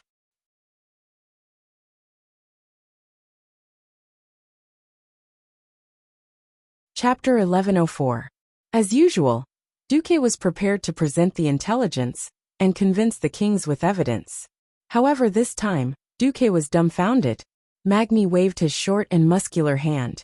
"Intelligence says, please, I've known you for 20 years, Duque. Anything you emphasize is definitely not a good thing. This stupid world was almost destroyed for the third time. Even if you tell me that the fourth apocalypse is coming, I won't be surprised at all. Just tell me, who is the boss of the enemy this time? How far do we have to go? Tell us and we'll do it." The dwarves liked to ignore the process and go straight to the result. The dwarves were known for being rough and direct. He didn't expect the other kings and bosses to all nod in agreement. The great craftsman Gerben wiped his small round glasses with a cloth and absent-mindedly agreed. "Yes. Duque, just say it. Is it a local war or an all-out war? Tell us, let us have an idea, and it'll be easier to prepare firearms. Just give us a copy of your intelligence and speech, and we'll use it to fool the people below us." "Yes. My Storm Warhammer is thirsting for it." Kudrin was also heckling. All of a sudden, the dwarves who needed to be convinced all raised their hands and feet and voted in favor. Duque's mouth turned into an O shape. He suddenly realized that the speech he prepared was useless. Looking around, his own queen didn't need to be convinced. They had already started to mobilize. The Dalajan's boss was Ronan, and he would definitely follow Duque's lead. Duque himself was the representative of Stormwind this time. Alright, it's a unanimous vote. Duque didn't argue anymore. He directly walked to the military map, pressed his hands on the edge of the map table, and leaned forward. It was a posture like a tiger's roar. There are two factions of enemies. One is the remnants of the Black Dragons, Prince Nefarian and Princess Onyxia.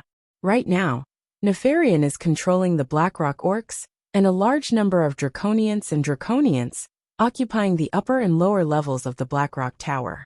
The other faction is... Duque raised his right hand with his palm facing the sky. Suddenly, an illusion of a fire giant with an inverted triangular upper body and a flaming hammer appeared. During the era of the Dark Empire, which was even older than the Ancient Era, there was a fire elemental lord, Ragnaros, who occupied the southeastern part of the ancient Kalimdor continent. He single-handedly turned the ancient Rudridge Mountains into the burning steppes of today. Damn it! It was this guy. Was it finally going to wake up? Alright, if that's the case, we the Bronzebeard dwarves will take responsibility. Magni stood up abruptly. Kudrin had the same reaction. Count the Wildhammer dwarves in. At the end of the day, it was all because of the War of the Three Hammers that Ragnaros, who followed the ancient gods, appeared in this world. Emperor Tharisin had lost, but he wanted to rely on summoning to make a comeback, which resulted in him summoning the Flame Demon King. Not only did he die, even his Dark Iron Dwarves had become slaves. Duque said loudly. In fact, Ragnaros showed signs of recovery in the final battle of the Second Dark Portal. At that time, the fire elemental giant Baron Geddon appeared. I think everyone still has an impression of him. The big shots of the Alliance who had experienced the Second Dark Portal nodded.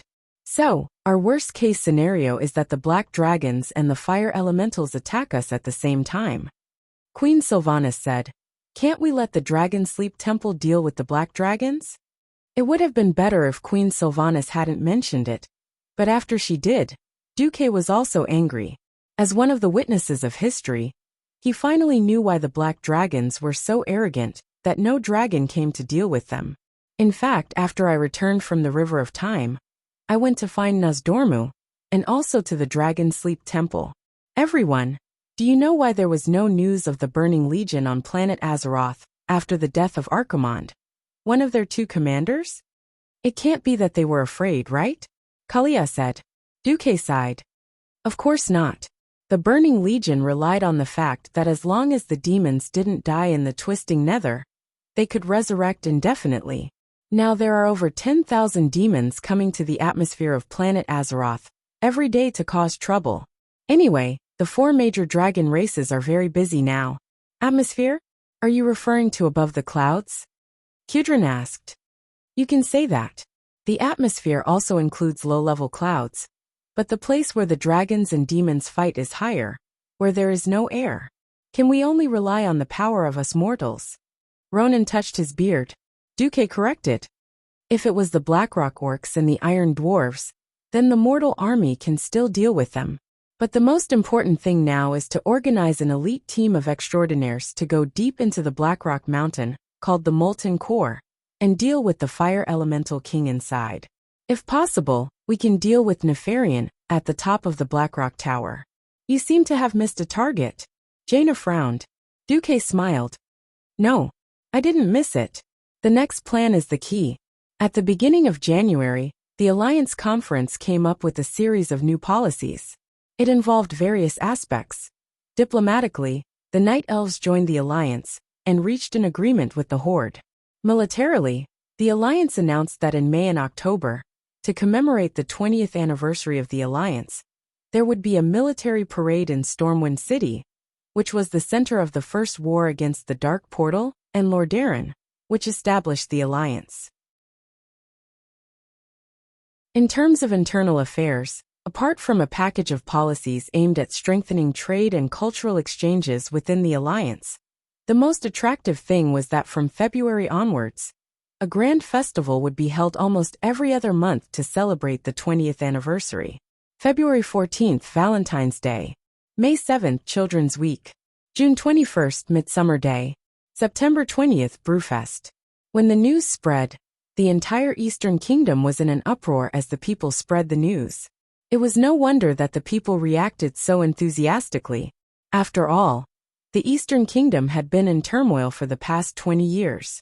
The 3 wars against the Dark Portal basically plowed the entire Eastern Kingdom back and forth. Many people fled from Stormwind to Lordaeron, and from Lordaeron back to Stormwind, crossing 2 continents in a single round trip. Especially Arthas' inhumane undead legion. It sent chills down the spine of the people. Although the Scourge army had been completely wiped out from Lordaeron, the occasional massacre of villages by the followers of the Church of the Damned still served as a disguised reminder to the people of the terrifying existence. Until now, many people were still worried about the return of the Lich King. It could be said that as long as Arthas and Nazul were not destroyed by the Holy Light, the people who had experienced the Scourge of the Undead would not be able to sleep well. Now that the Alliance announced a series of festivals, it could more or less dilute the fear and sorrow in the hearts of the people.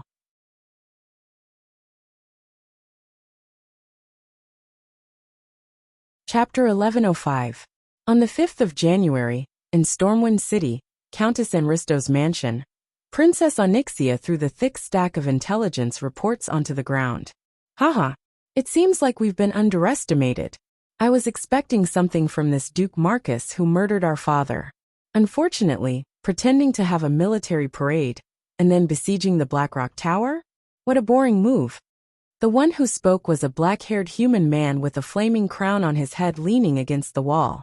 Unfortunately, his appearance was similar to that of the Lord of Presto back then. Anyone who had seen the human form of Nesario would quickly associate him with the Black Dragon clan. He was naturally Nesario's eldest son, Nefarian. Onyxia elegantly took a sip of the red wine in the glass. A drop of bright red wine flowed down the corner of her lips, making the black-haired dragon beauty look extremely flirtatious. My brother, are you planning to let those filthy orcs attack Stormwind City, or the iron furnace castle in advance? Or is your trump card Ragnaros, who is under your nest? The Blackrock orcs are just a bunch of slaves and watchdogs. As for the King of Flames, I hate communicating with such violent fellows, because they can't be talked to properly. Nefarian shrugged helplessly. Oh, in the end you still choose to trust your toys? Onyxia did not hide the sarcasm on her face. Humph. Those precious experimental subjects will be the greatest support for me to rule over this land in the future. Onyxia interrupted Nefarian before he could finish his sentence. Ha ha ha. What a joke. Your inferior toys might not even be enough to deal with the weak humans. And you still want to deal with the dragon army of the Dragon Slumber Shrine? Nefarian's face turned green. Stupid sister. You don't understand the greatness of science. Instead, you've been staying in the human territory. Aren't you afraid of being discovered and surrounded? Ha ha ha ha. Onyxia laughed again with an enchanting and evil tone. The 4 dragon kings are not here. Who can stop me? Not to mention, if they really angered me, I would burn down Stormwind City and kill their King William and Prince Anduin. Then, I would find a chance to kill that Duke Marcus. When that time comes, let Stormwind fall into disunity and chaos. Humph. Arrogance and confidence were 2 different things. Since mortals could kill Archimonde, then our demigod bodies might not be that reliable. Be careful, my sister. I don't want to see your head hanging in Stormwind City's King's Valley next time. You're the one. Just don't let the Fire Demon King burn you. The 2 siblings parted on bad terms. That's right.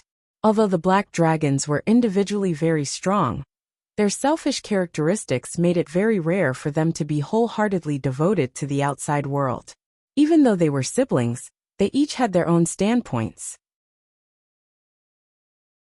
The Black Dragon siblings did not know that thousands of meters away, the youngest of the Windrunner sisters, Lilith, had activated dragon tracking and easily sensed Nefarian's arrival and departure. As expected, Lilith sighed softly and then disappeared into the night. On the 6th of January, in the Feralas region in the southwest of the Kalimdor continent, a bloody and exciting gladiatorial tournament was about to be held in the arena of the Hammer of Misfortune. Unlike the original history, the gladiatorial tournament had disappeared from the Eastern Kingdom because of the destruction of the Lordaeron Kingdom. But now, because of Queen Kalia's benevolence, she hated this kind of cruel and bloody killing, and cancelled the gladiatorial tournament in the Eastern Kingdom. Where there was demand, there would be a market. Perhaps it was because after the Second Battle of the Dark Portal, the orcs had been slaves for more than 10 years, that the gladiatorial tournament became popular among the orcs. Slaves from all over the world were sent to the Hammer of Misfortune in Feralas. They were forced to duel with each other, or fight against all kinds of dangerous creatures. Of course, there were also orcs who boasted of their bravery, who volunteered to participate in the gladiatorial tournament. This was the only chance for them to legally kill humans, in an environment where their chief, Sal, strictly forbade harming people from the Alliance.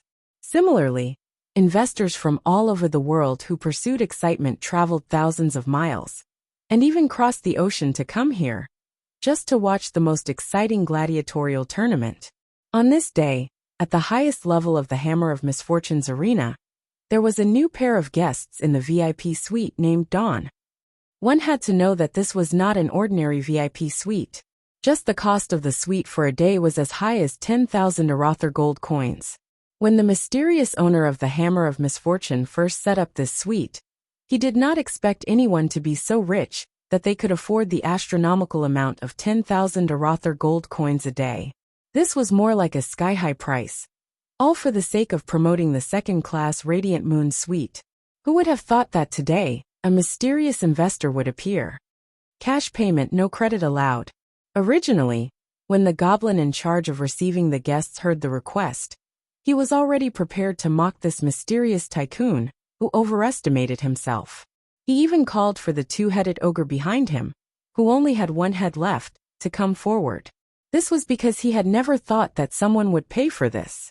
From behind the investor, an attendant walked up and opened the space bag without saying a word. Crash!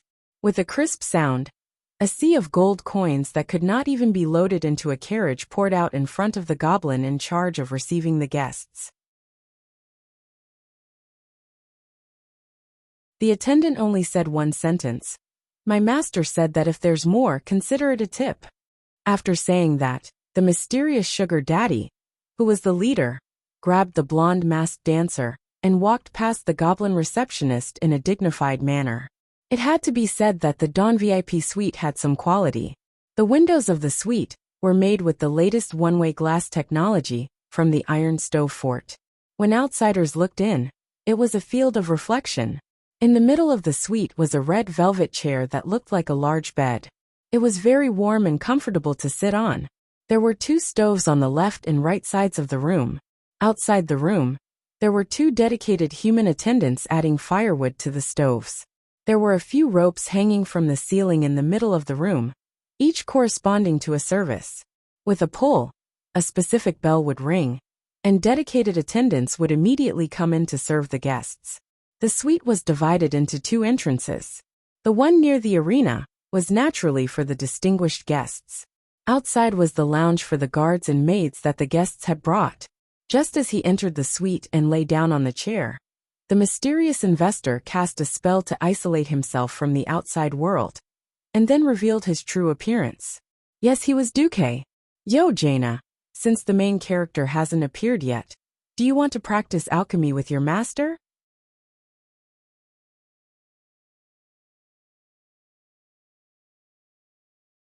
Chapter 1106.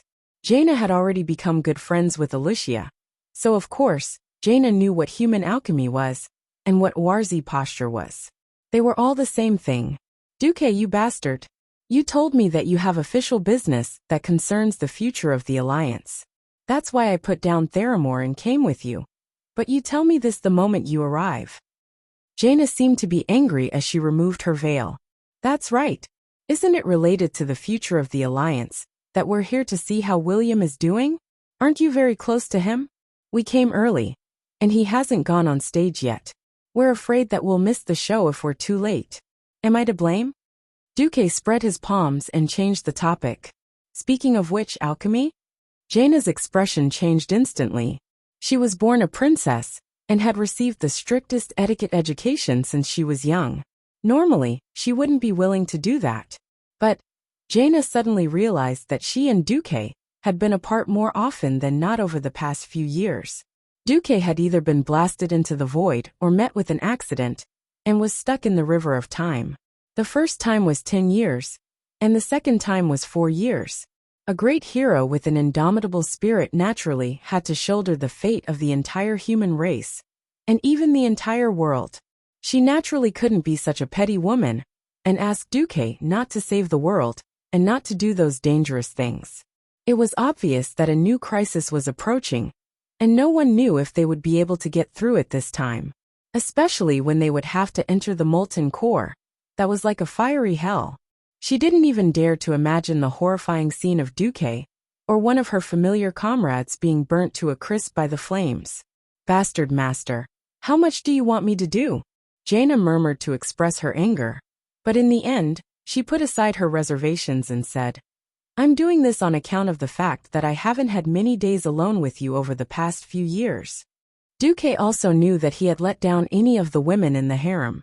He shouldn't have been such a bastard. However, even if he did not go out of his way to pursue them, as they got to know each other better, Jaina, Kalia, Alicia, and Tyrande, who were originally famous beauties in history, started to pursue him, or perhaps because of a freak combination of factors, he unknowingly fell deeper into love with them. By the time he came back to his senses, there were already 7 women in the harem. In the face of Jaina's anger and complaints, Duque could only shamelessly go up to her and kiss her. I know the war is coming. I'm just looking for an excuse to be alone with you. Humph. At least you have me in your heart. The evil Mr. Du became even more aggressive. Since you are pretending to be a dancer today, why don't you dance first? Jaina felt like strangling Duque to death. You're not jumping. In the face of Duque's questions, Jaina felt her body heat up. Damn it. I really don't know what I owed you in my previous life to be bullied by you like this in this life. Jaina grumbled. She was afraid that it would not be safe, so she quickly closed the curtains. Then, she gently raised her hands at a beautiful angle, and her slender and fair feet began to dance. That sexy waist that drove countless men crazy began to twist like a water snake. Mr. Du's mouth began to dry up. Half an hour later, the voice of the MC sounded. Ladies and gentlemen, today, we will welcome an earth-shattering battle that can be called the Battle of the Century. The two sides are the challengers, the Night Elf Druid Brawl Baremantle, the High Elf Thief Valilla Sagunner, and the dual sword-wielding warrior unnamed. Their opponent is the defending champion of the Hammer of Misfortune. Over here. Duque, are you not done yet? The battle is about to start. Alchemy is just a little bit away, wait. I'll be done soon. Duque's godly sword flashed, and the light of his sword flashed as he attacked Jaina. Boo-hoo! A few minutes later, Jaina, who had finally completed the alchemy ritual, quickly tidied up her clothes. However, she realized that she did not even have the strength to stand up. She could only lean against Duque on the recliner and look into the arena. One had to admit that the design of this super VIP room was really great. In the VIP room on the 5th floor, one could see everything in the arena from the recliner and look down through the floor-to-ceiling glass.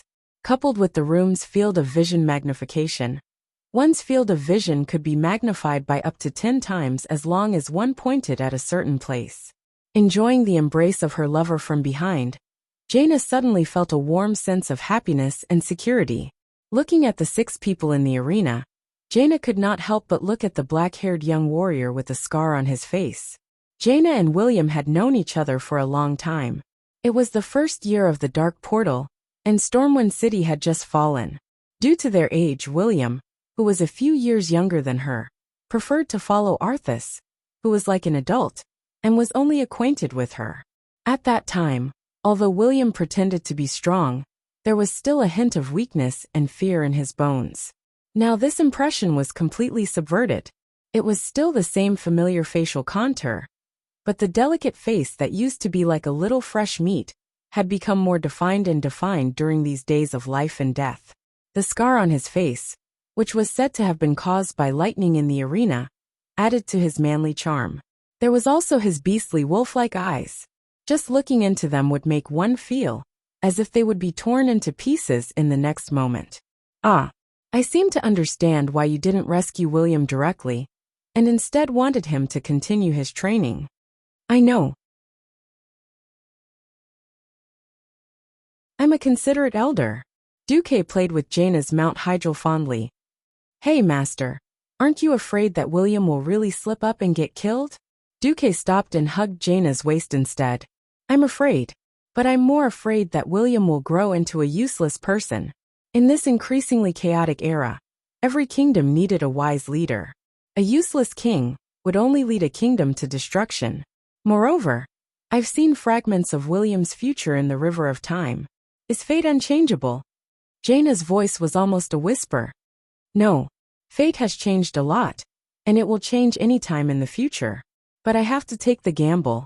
Only then will I be worthy of His Majesty Langrin's nurturing and trust. Just like how I treated you in the beginning, I know that His Majesty Dalen only wants you to be a good duchess or queen. But I feel that it would be a great waste of your talent and ability. So I didn't treat you like a canary in a cage, and instead sent you out to Theramore. Look, aren't you living a very fulfilling life now? Thank you, Duque, I love you. Jaina stretched her neck and turned her head to give Duque a passionate kiss.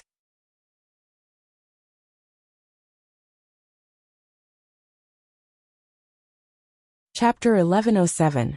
In the arena, the battle had begun. To the public, William, who was a nameless person, was the first to launch a charge at the defending champion. William's charge was very unique.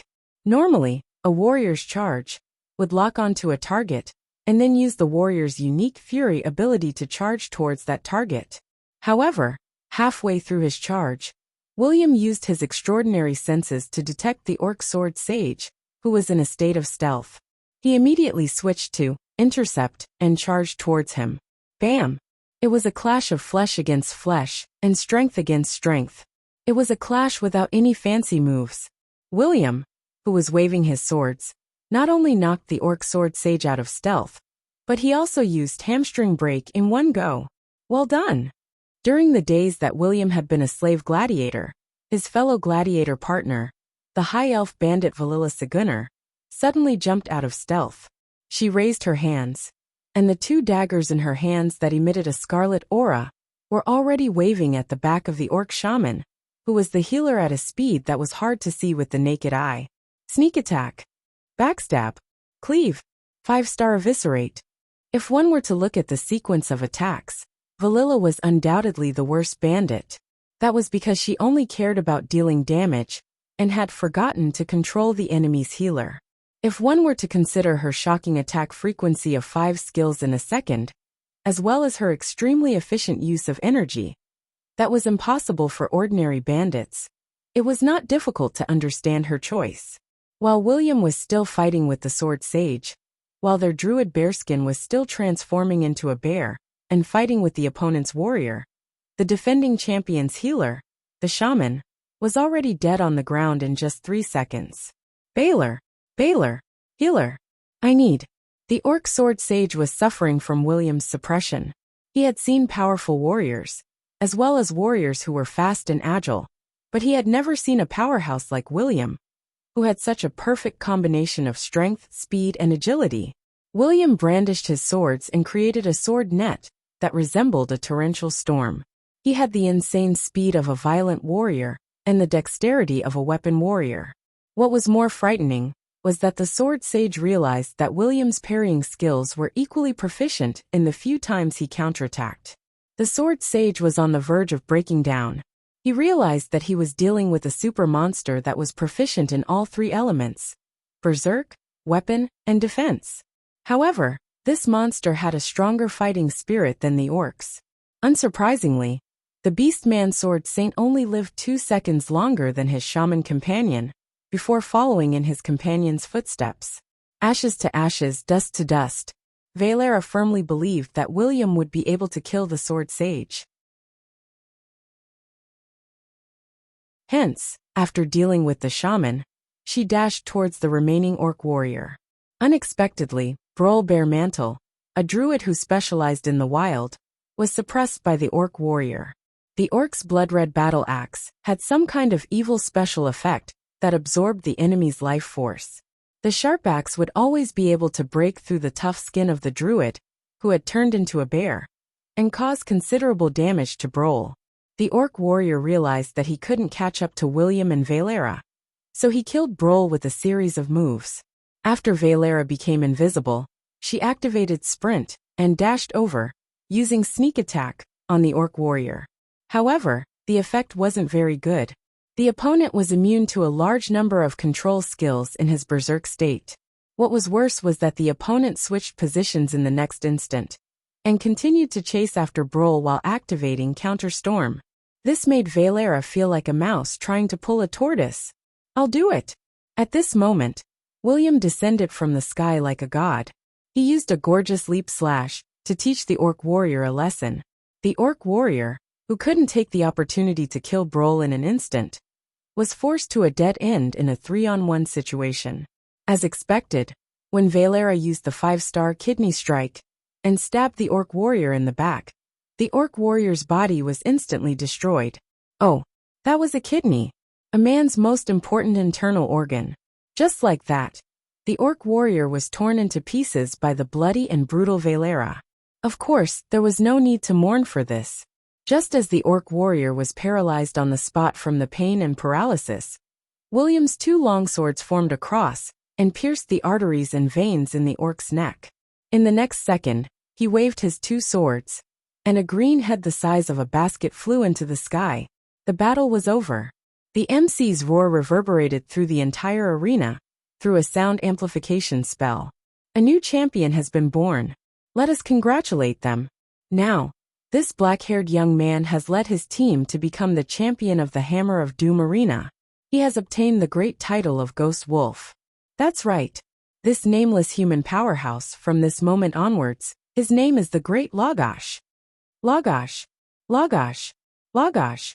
The audience went crazy, especially those who had bet on William's team, who had won. They held onto the tickets in their hands tightly, waved their fists and screamed. In the VIP room, Jaina looked surprised. Oh, the title of Ghost Wolf. This time, William is going to be famous all over the world. Duque hugged Jaina and smiled. In the past, the current chief of the tribe, Thrall, was also a famous champion gladiator in Lordaeron. Now William has also obtained the title of champion gladiator. Don't you think it's very funny? Hey, Duque, why do you have to groom William?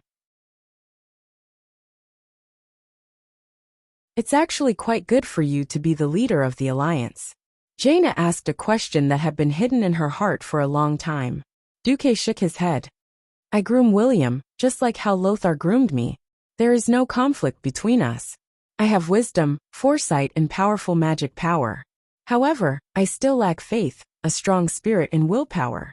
This is what I've been through. Furthermore, I don't know when I'll be forced to leave again. Don't you think that the alliance needs double insurance?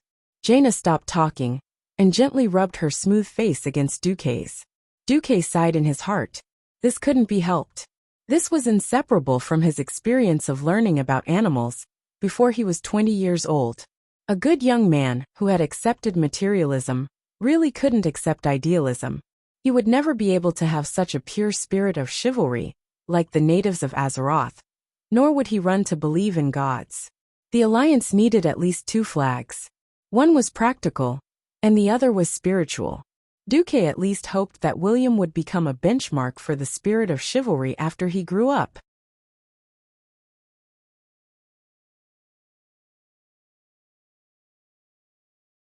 Chapter 1108. We've won. Haha. Vala put her arm around William's shoulder without hesitation, happily drinking the wine that they normally wouldn't see. That was a fine High Elves wine from the Quell Velas era. Now that Sindorii was being rebuilt, the supply of all luxury goods was suspended, so this fine wine called Sadira could be said to be a rare treasure. We're the champions. Brawl was also very excited. He raised a large cup of nectar. Ever since he had been imprisoned as a gladiator slave, he had not tasted anything that fit the teachings of the Druids for a long time. Every day, it was either hard black bread that could knock one's teeth off, or barbecued meat that tasted barbaric. Yes, it was leftovers from the previous night. Now that they were the champions, their damned master, Ryga, was finally treating them better. Yo, John Doe. Oh no, we should call you Rogosh now. My dear Rogosh, why are you still so sad? Is it because we haven't regained our freedom? Vala comforted William. It's okay. Ryga may be a bastard, but at least he supports us in making money. If we can defend our title in the next tournament, we'll have enough money to redeem ourselves. Yes, that's right. Brawl also comforted William. He even tugged on the kryptonite collar around his neck that symbolized his status as a slave. Their current master, Ryga Earthfury, was born in Draenor. When he was young, his clan was wiped out by the ogres during the war. Ryga was captured and trained as a warrior. As a powerful warrior, Ryga and the Orc army passed through the Black Gate and participated in the invasion of Azeroth. He was eventually captured. After escaping from the captive camp, he became a gladiator, and after earning money to redeem himself, he became a slave owner. He used his savings to purchase an orc warrior from the Blackrock clan, Blood-Eye Redfist, a night elf druid, Brawl Baremantle, and theoretically a blood elf thief, Valilla Sanguiner.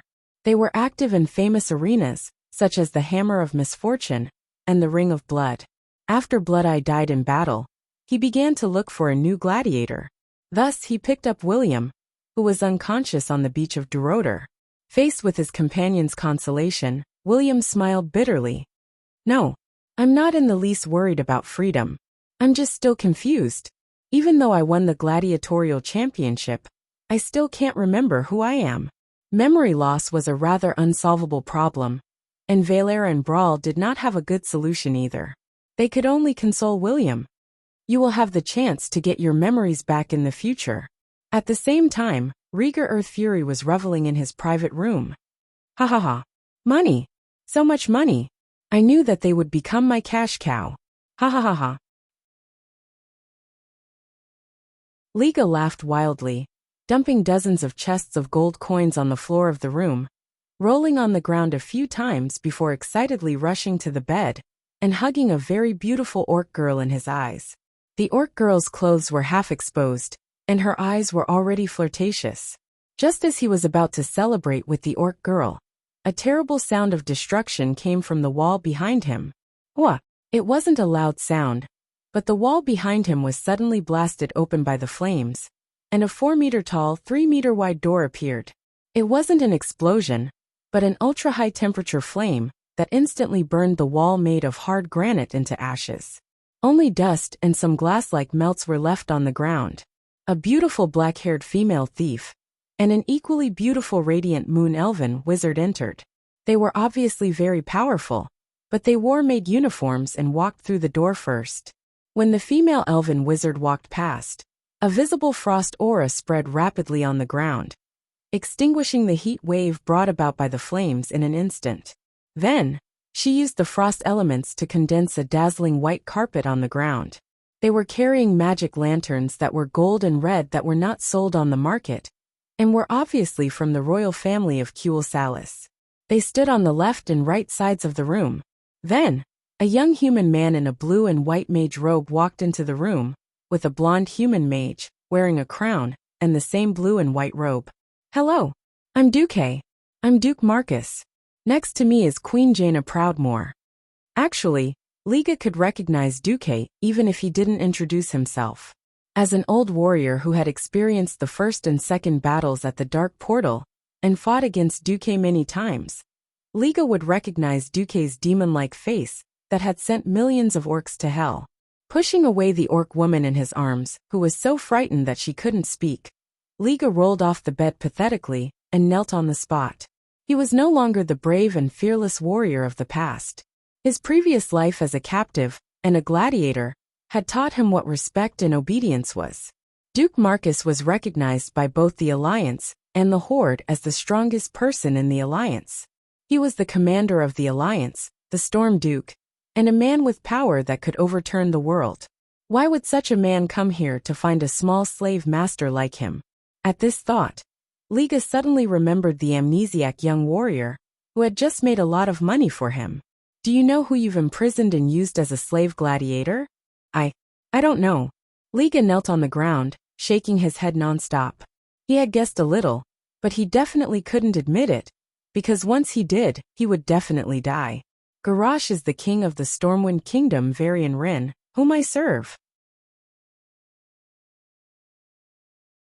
As the angry voice fell, Liga was sent flying by a powerful arcane impact, and he was imprinted on the wall. The surging bluish-purple magic was like a solid substance, suppressing him, as if it wanted to press his whole body into the granite wall. No. Spare me. Spare me. Liga was in a difficult situation. He never would have thought that his money tree was a big pit. He had actually picked up a king to be his slave. It was fine if he was a slave. If he hadn't been discovered, and was secretly sent back, it would have been a great achievement. Now everything was over. The strongest mortal in the world, Duke Marcus, had come to find him. Liga was so scared that he almost *T himself.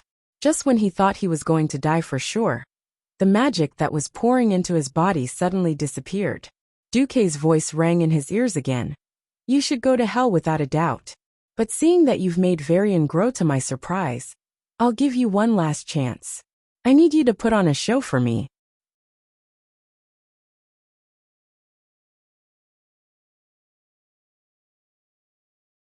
Chapter 1109.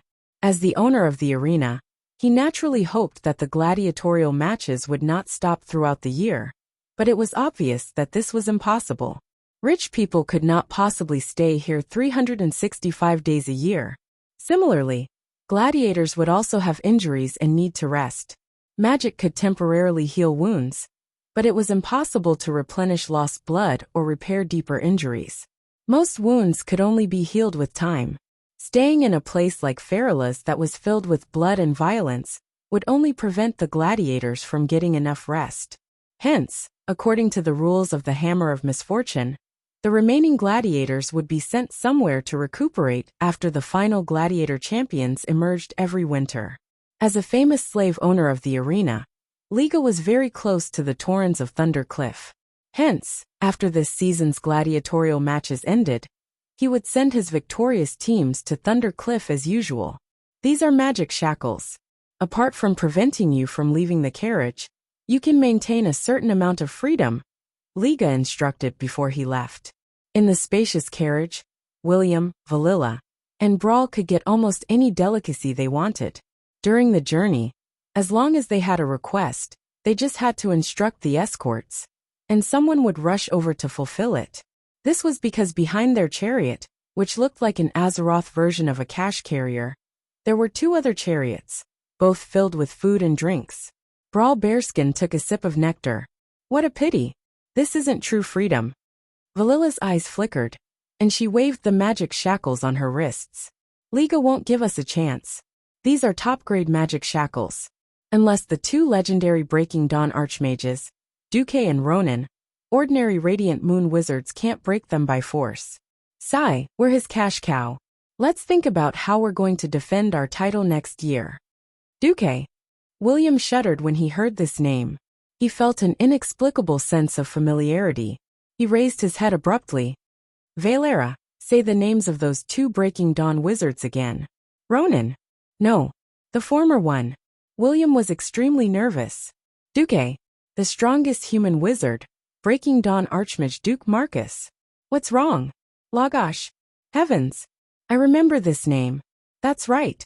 I have a very deep impression of this name. Varian covered his head with both hands. Of course, we all have an impression of him, because he was a legendary hero and commander of the Alliance, even though he went missing. Brol said. No, the latest news is that he has just returned, at the end of December. As a thief, Valera's ears were sharper, but I don't think Duque's return will affect our fate in any way, so I didn't say anything.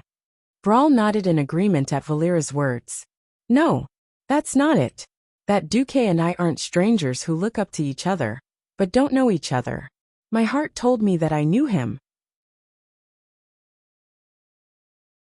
I have a very close relationship with Duke Marcus. That's right. He was above his friends. Oh, my son's Christian name is also Duque. Wait a minute. My son? I have a son. The throbbing that came from the deepest part of his soul triggered a certain nerve in William. He was like a traveler who was about to die of thirst in the desert, suddenly grasping his last hope. That was an oasis in his soul that could save him. Even after so many years of hard work as a gladiator, the battles between life and death did not destroy him. Was because William longed to be able to recover his memories and find his life. This was the only pillar of support he had when he was in the most pain and lost. Now, it was as if he had unraveled the fog and found his direction. How could William not be overjoyed? You have a son. Valera and Brawl were shocked at the same time, then overjoyed. Have you recovered your memories? Valera asked in surprise. No, William was at a loss again. But his intuition, which had been honed from countless battles in the gladiator arena, felt that his judgment was not wrong. I didn't recall everything, but I feel that after I find that Duke Marcus, I will remember more things. It's not difficult to find him. He's the Grand Duke of Stormwind.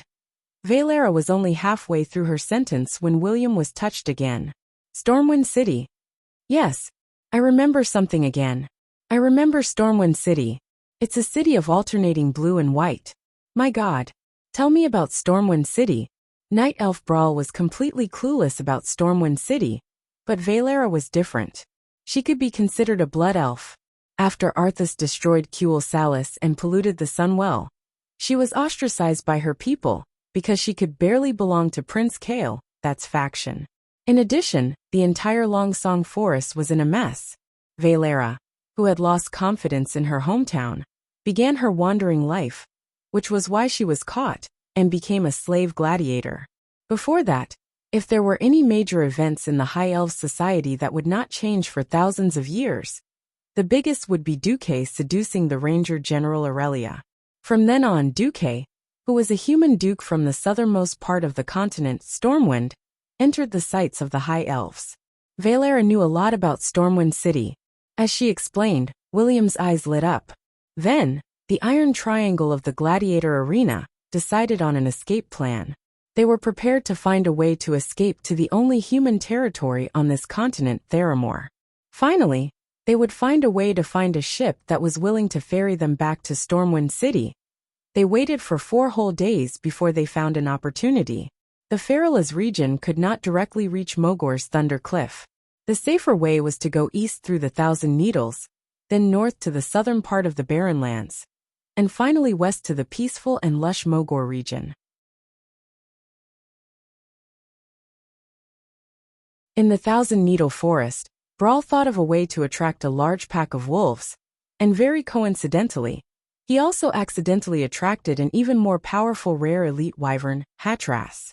While the guards were in chaos, William forcefully smashed the magical formation on the roof of the carriage with his sword despite the recoil of his magic. Fortunately, the magic formation had not been repaired for a long time, so the backlash was not too strong. Otherwise, William's right arm would have been blown off. On a stone pillar in the Thousand Needles that looked like a tall tower, Duke and Jaina quietly watched the trio, who had snatched 3 horses and charged forward, killing their way through the forest and leaving a trail of blood behind them. "Why did you go through so much trouble?" Jaina asked. "Young people, only when you fight for it with your life will you learn to cherish it."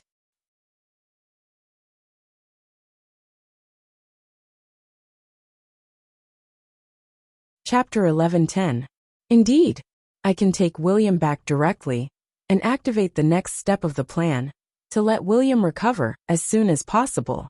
If I can deal with the Black Dragon Princess, then the result will be that the great hero of the Alliance, Duke Marcus, has once again foiled the evil plot. Let's refresh my reputation that can't be upgraded. I've proven myself again, but what about Varian? Gianna was suddenly speechless. Yes, what about William?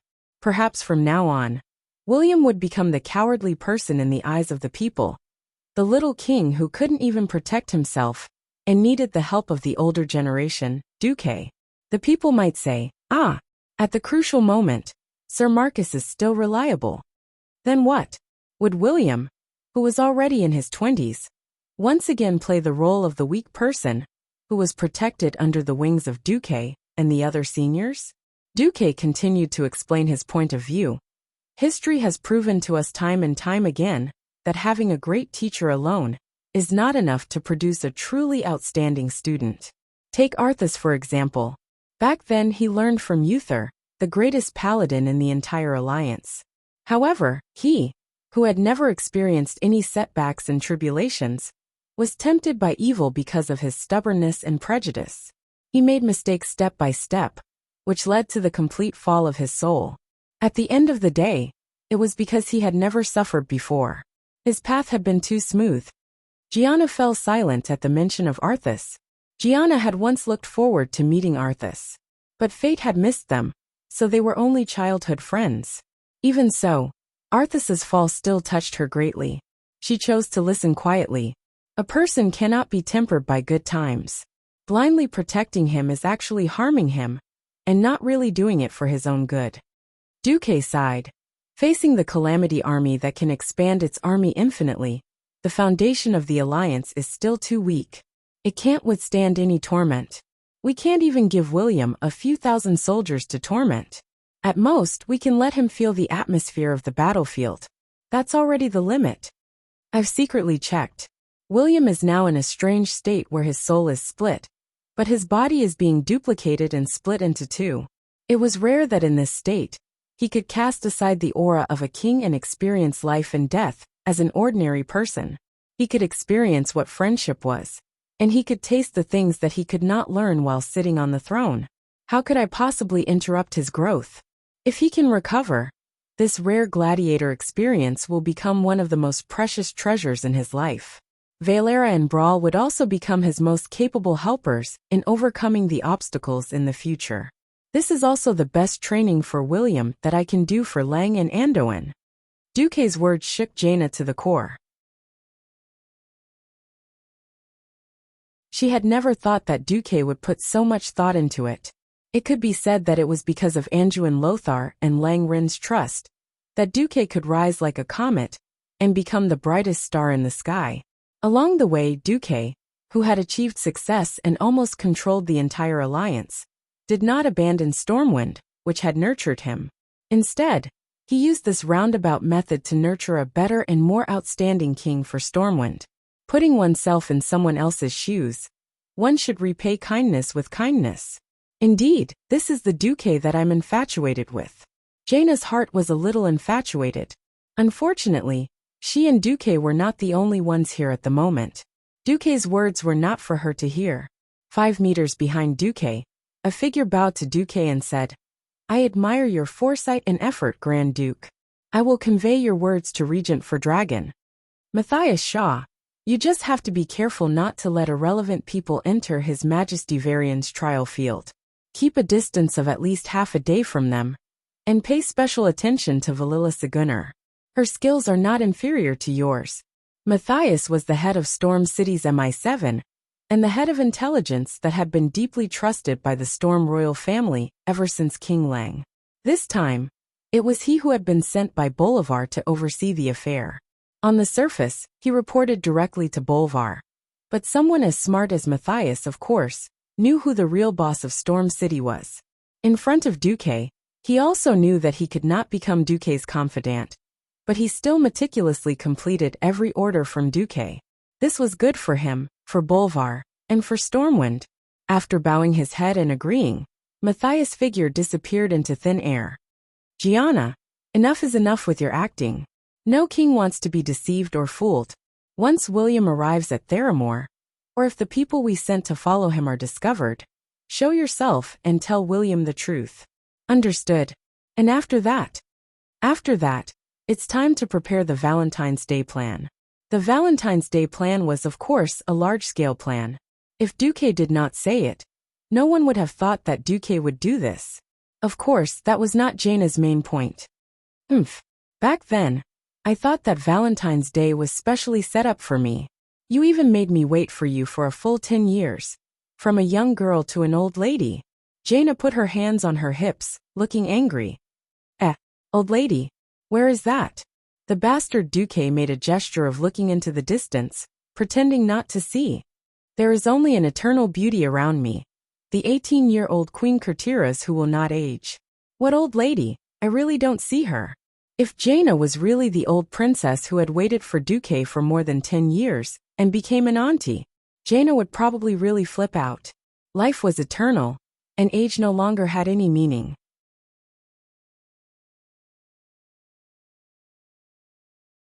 With eternal life, one's appearance and body would be fixed at the peak of the human body at 18 years old. In the end, their appearance was getting older and older. In the past few years, Jaina and Alicia even had to secretly put on makeup to make themselves look more mature. Perhaps, this was also a kind of blissful worry. He did not know how to continue lying in the future, but for the time being, Duque's remedial measures still made Jaina unable to be angry. After a gentle kiss, Jaina left. It was mid-January, and more news began to spread within the borders of Stormwind. After nearly 2 weeks of discussion among the nobles finally launched a counterattack against Duke, under the leadership of Countess Katrana and Risto, after Duke's promotion of the feudal lord's power. After several meetings with King Varian, who was sitting in Stormwind Fortress like a fool, the muddle-headed King Varian suddenly announced that the nobles' fiefs were sacred and inviolable. If he wanted to weaken the power of the vassals, it would be a challenge to his, and the entire human world's royal authority. He hoped that Duque would retract his decision, or else he would have to consider Duque's Grand Duke status.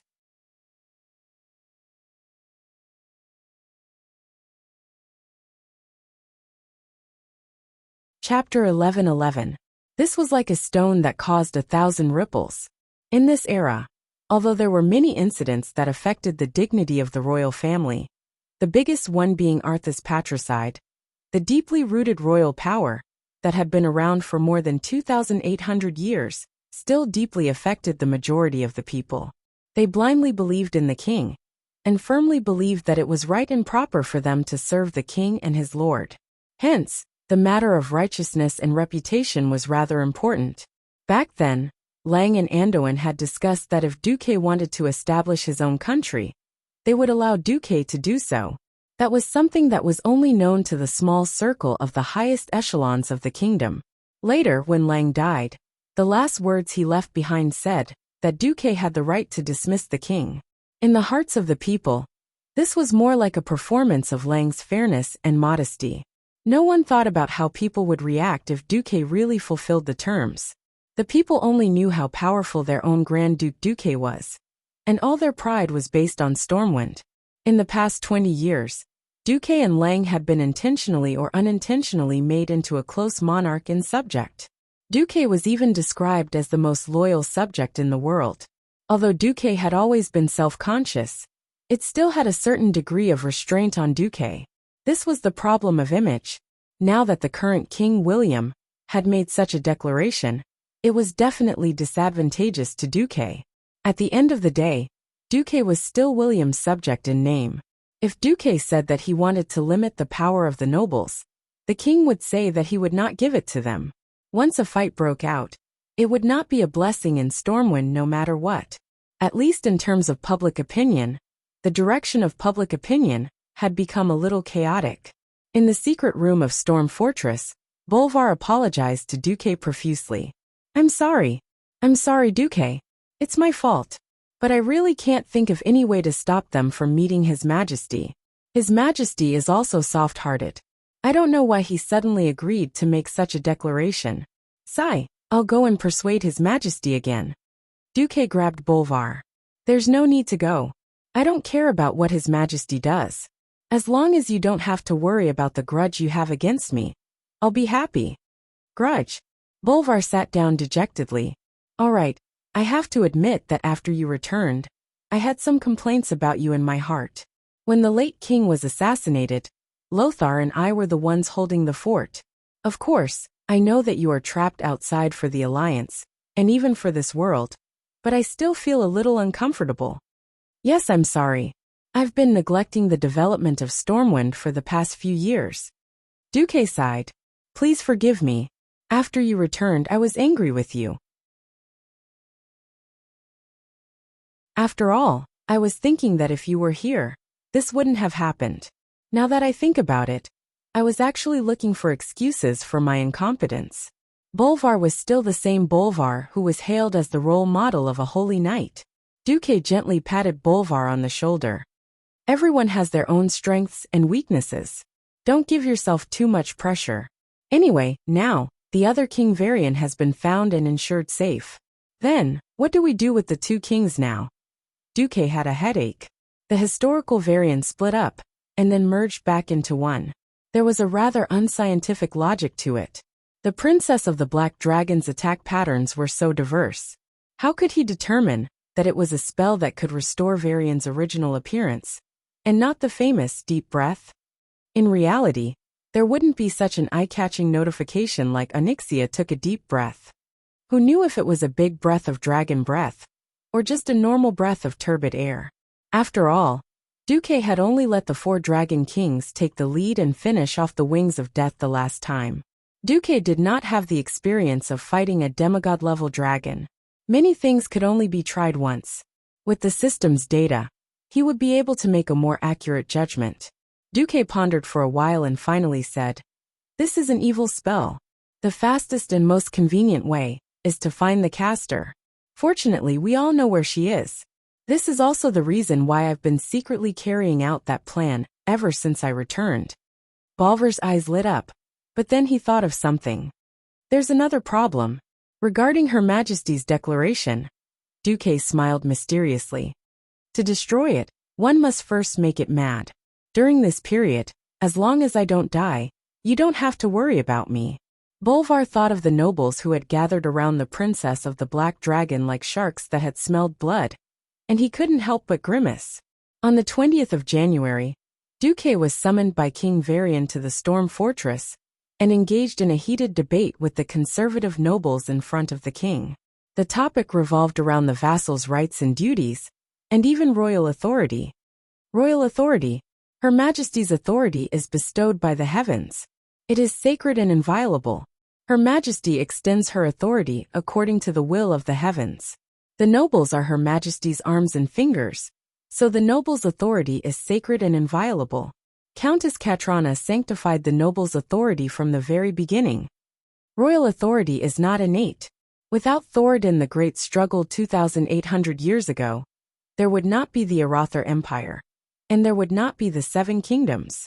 Moreover, the Arathar Empire has already perished, as has the Stromgard Kingdom, one of the Seven Kingdoms. Duque retorted, "That's because the heavens withdrew their blessings on these two kingdoms." Duke Marcus, do you dare to say that there are no gods in this world? Katrana's words were sharp. Generally speaking, the debate between idealism and materialism was nonsense.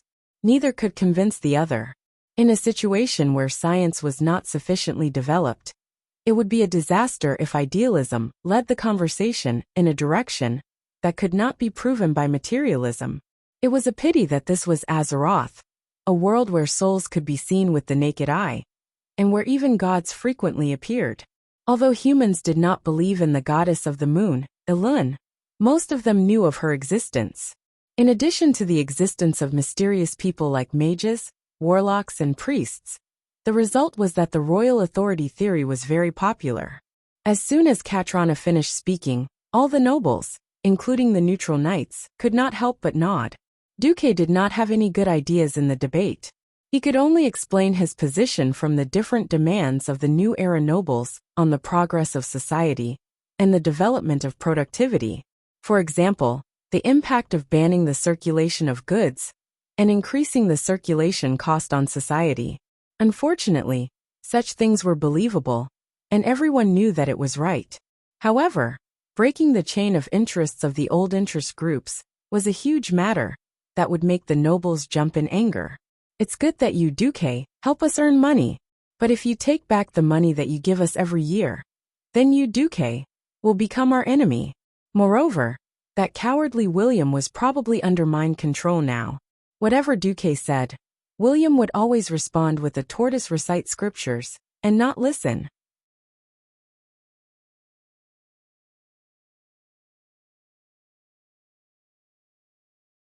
Chapter 11-12. In terms of combat, Duque could single-handedly wipe out all the nobles, except for a certain princess. In terms of arguing, Duque was confident that he wouldn't lose to anyone on the other side. The most detestable thing in the world was that the referee was biased. Previously, for the sake of ease of control, William, who was only left with a cowardly personality, had become a silly mascot for a long period of time. Now, in order to obtain victory in the realm of the nobles, the Princess of the Black Dragon was playing with mental dominance. William, who was sitting on the throne, said in a weak voice, "Respected Grand Duke Marcus, I also want Stormwind to be stronger and more fertile. Unfortunately, your views have shaken the foundation of the entire kingdom. I cannot agree with you. Your Majesty, Duque looked like he still wanted to argue.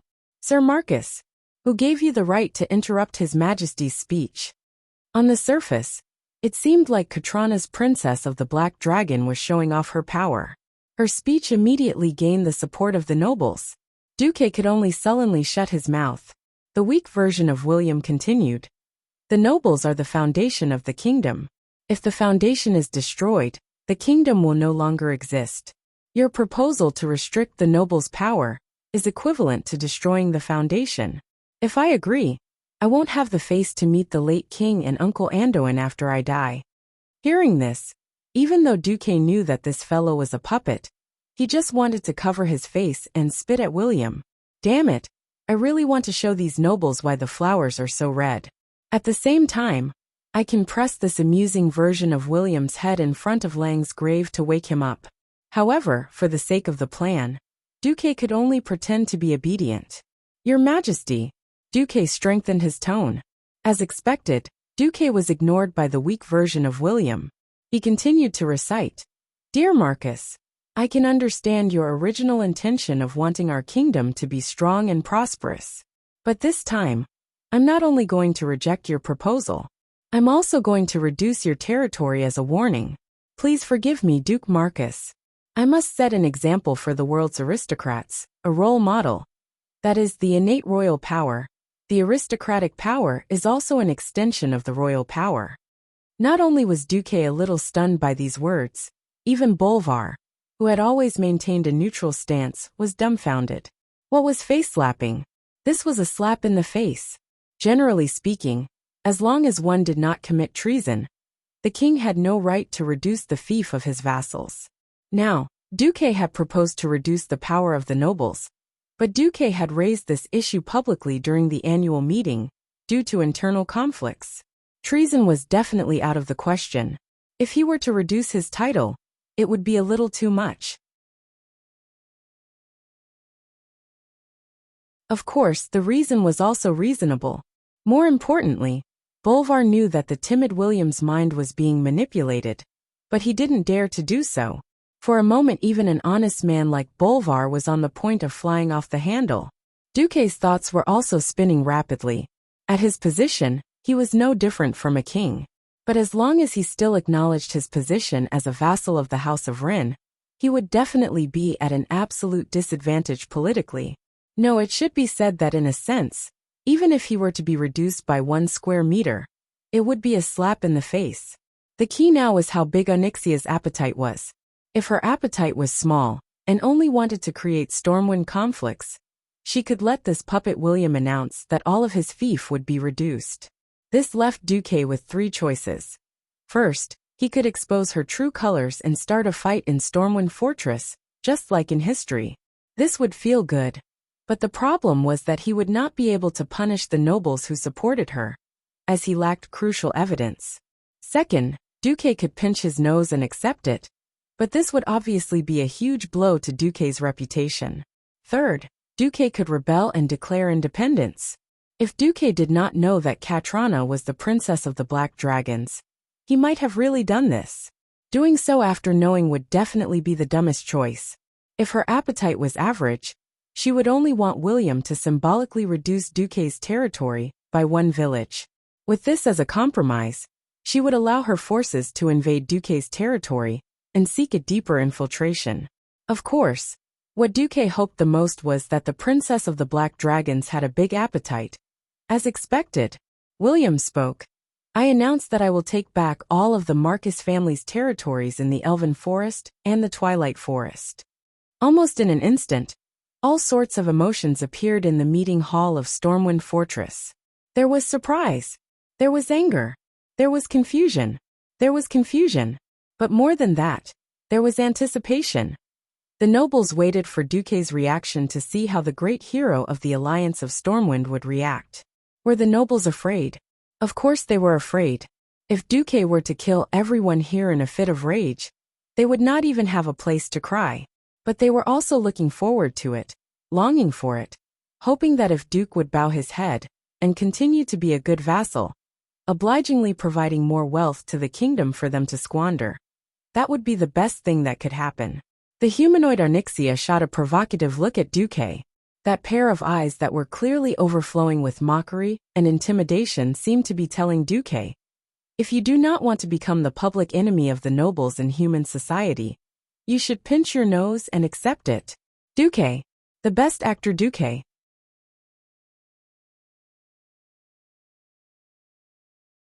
His face was a perfect representation of how a reformer felt when he fell from the clouds of hope into the abyss of pain. Was it anger because he did not strive? Or was it sorrow because he could not get a response from his lord? Anyone could imagine that under that agitated and twitching face, there was a deep rift between him and his lord William. In the end, Duque still lowered his head. Yes, Your Majesty. These 2 words seemed to be squeezed out from the gaps of his teeth. The meeting ended, and the news of Grand Duke Marcus being reduced in Stormwind spread like wildfire. It caused a tsunami in the Alliance. The nobles of Stormwind were originally full of joy, and thought that this victory would become a role model for the Alliance. They thought that the nobles of various countries would jump out and impose heavy taxes on the trains that passed through their territories. However, there were no ripples.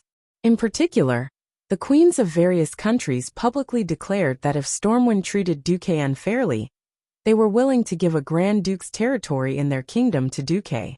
What made the nobles even more unprepared was that even though William, under the instructions of a certain dragon, had given all the confiscated territories to the nobles who had supported Duke as a reward for the political battle, their income didn't increase, but declined instead. This was because overnight, all the trains stopped passing through their territories. All the train drivers, mainly the dwarves, went on strike and dismantled the locomotives in the name of maintenance. The originally rich daily necessities were all stopped, and all the luxury stores in Stormwind City that were related to the Marcus Merchant Guild refused to sell goods to the conservative nobles. What was worse was that rumors spread everywhere, saying that the nobles wanted to restore the right of the first knight, and the cruel rule of reducing the citizens to serfs, which directly led to the citizens fleeing in large numbers. All of a sudden, the nobles were also at a loss. At this time, the old butler of the Marcus family, Makarov, came to visit Countess Anristo and handed her a letter. There was only one sentence in the letter. Valentine's Day, do you want to meet?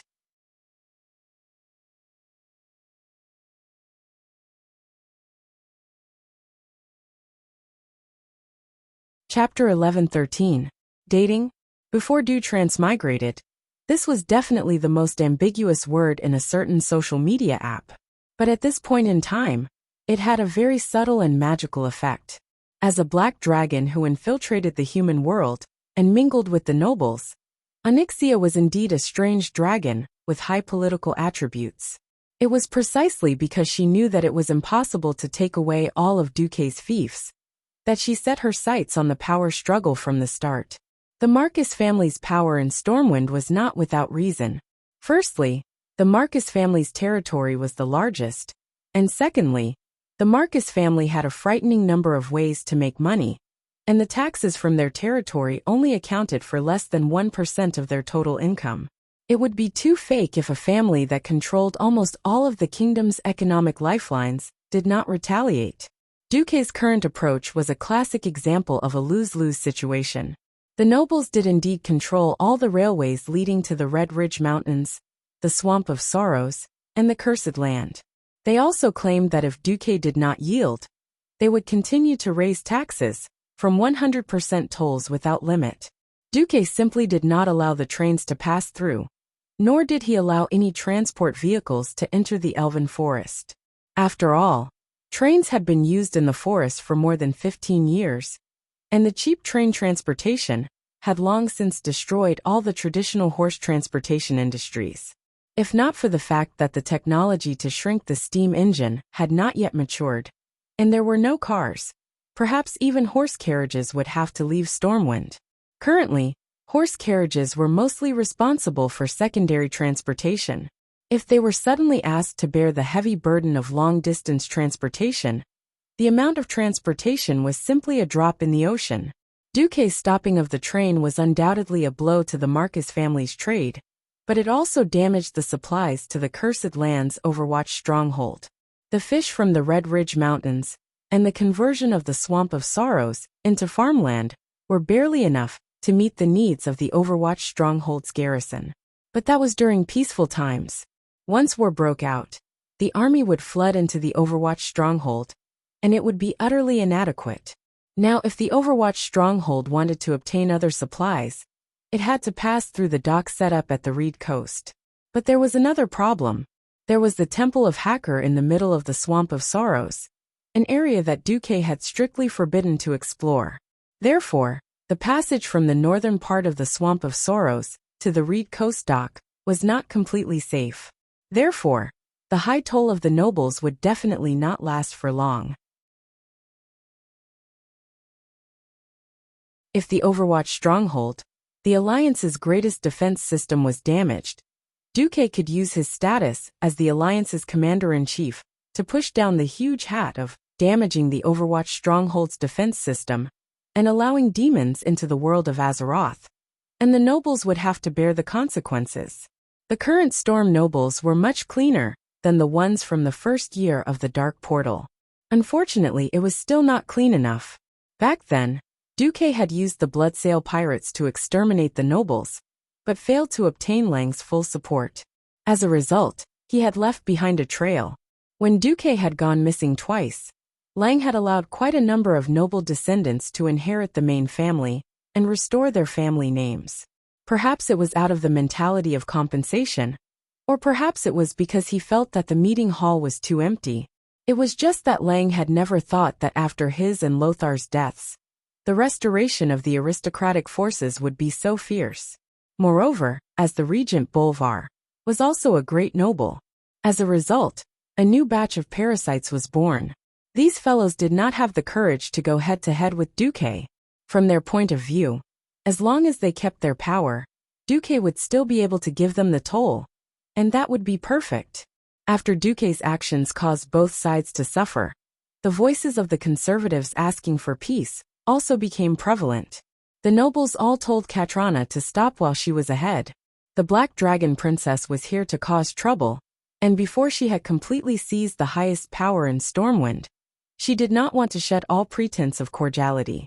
Therefore, from her point of view, Duque was using the excuse of a Valentine's Day date to ask for peace. A good excuse. It also suits his identity as the Duke of Chastising.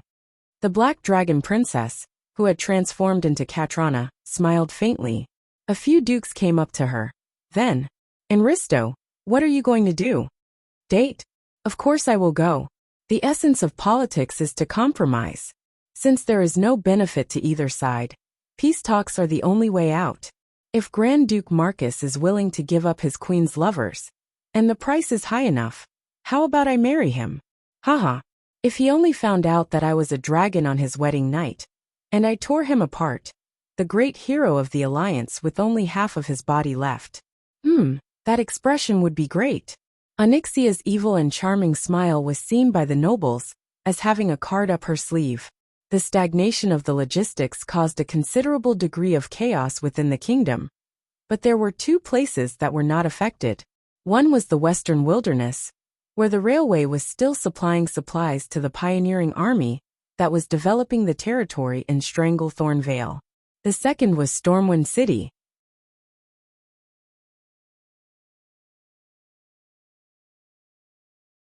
Although the supplies that were supposed to be transported to the Elven Forest were all piled up in the warehouses of Gold's Higher Town, the supplies supplied to Stormwind City were still there. It seemed that the upcoming Valentine's Day event on the 14th of February was not affected at all. The army continued the tradition of more than 10 years, routinely giving all soldiers who were not on urgent missions or on guard duty a holiday.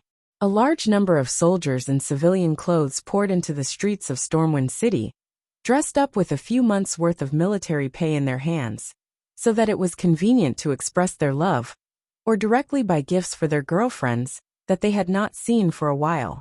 As one of the large-scale series of activities to celebrate the 20th anniversary of the Alliance, Stormwind City held a big event on Valentine's Day this year.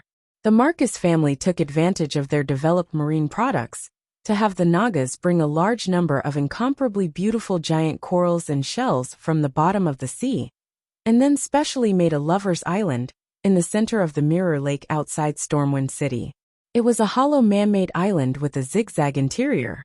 Couples could spend up to 10 silver coins to rent a beautifully decorated two-person boat and row into the caves of Lover's Island. In the deep but well-lit waterway, they could listen to the melodious violin and piano concerto that could be heard all over the island, while admiring the decorations on both sides of the waterway that looked like the Dragon Palace in a fairy tale. They could enjoy the romance and warmth. There were a total of 1024 waterways provided to ordinary people, each of which was 300 meters long and had a time limit of 10 minutes. There were 108 waterways provided to the upper class, each of which cost 10 gold coins, and had a time limit of 90 minutes. There was also a small private dock at the end of the waterway that could be uploaded, providing all kinds of services. As for the highest grade of waterways, there were only a mere 12, and the fee was even more exorbitant, as high as 1,000 gold coins. He did not know about the others, but in any case, as early as 3 days before Valentine's Day, the nobles who used it all said it was good.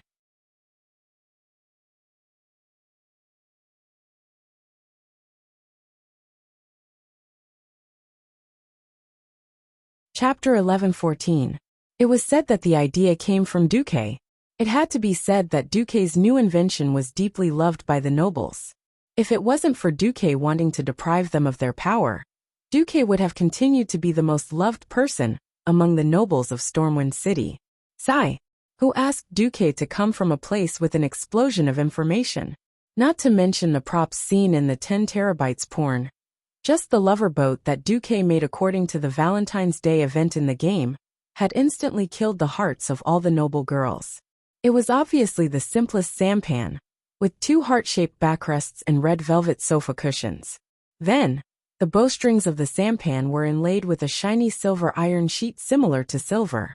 The bow and stern of the sampan were elegantly curved, with a heart-shaped pendant hanging from each of them. They were even made of red glass. The whole set only cost around 10 silver coins. Adding the corals and shells in the sea to make a large island, the lowest fee was 10 silver coins. One had to know that apart from labor, everything else was free. You had an idea. The Valentine's Day event in Stormwind City was open to the commoners, and it could earn at least tens of thousands of gold coins. Moreover, the top waterways were almost fully booked the moment they were released. Except for one, on the night of February 14th, this was a day that caused unlimited damage to single dogs. It was useless to be handsome if he couldn't get a date. He might as well go to the hospital for a vasectomy. Countess Katrana and Risto pretended to be low-key as she arrived at the Mirror Lake. As soon as her carriage arrived at the lake, it caused a commotion. "It's Countess Amristo.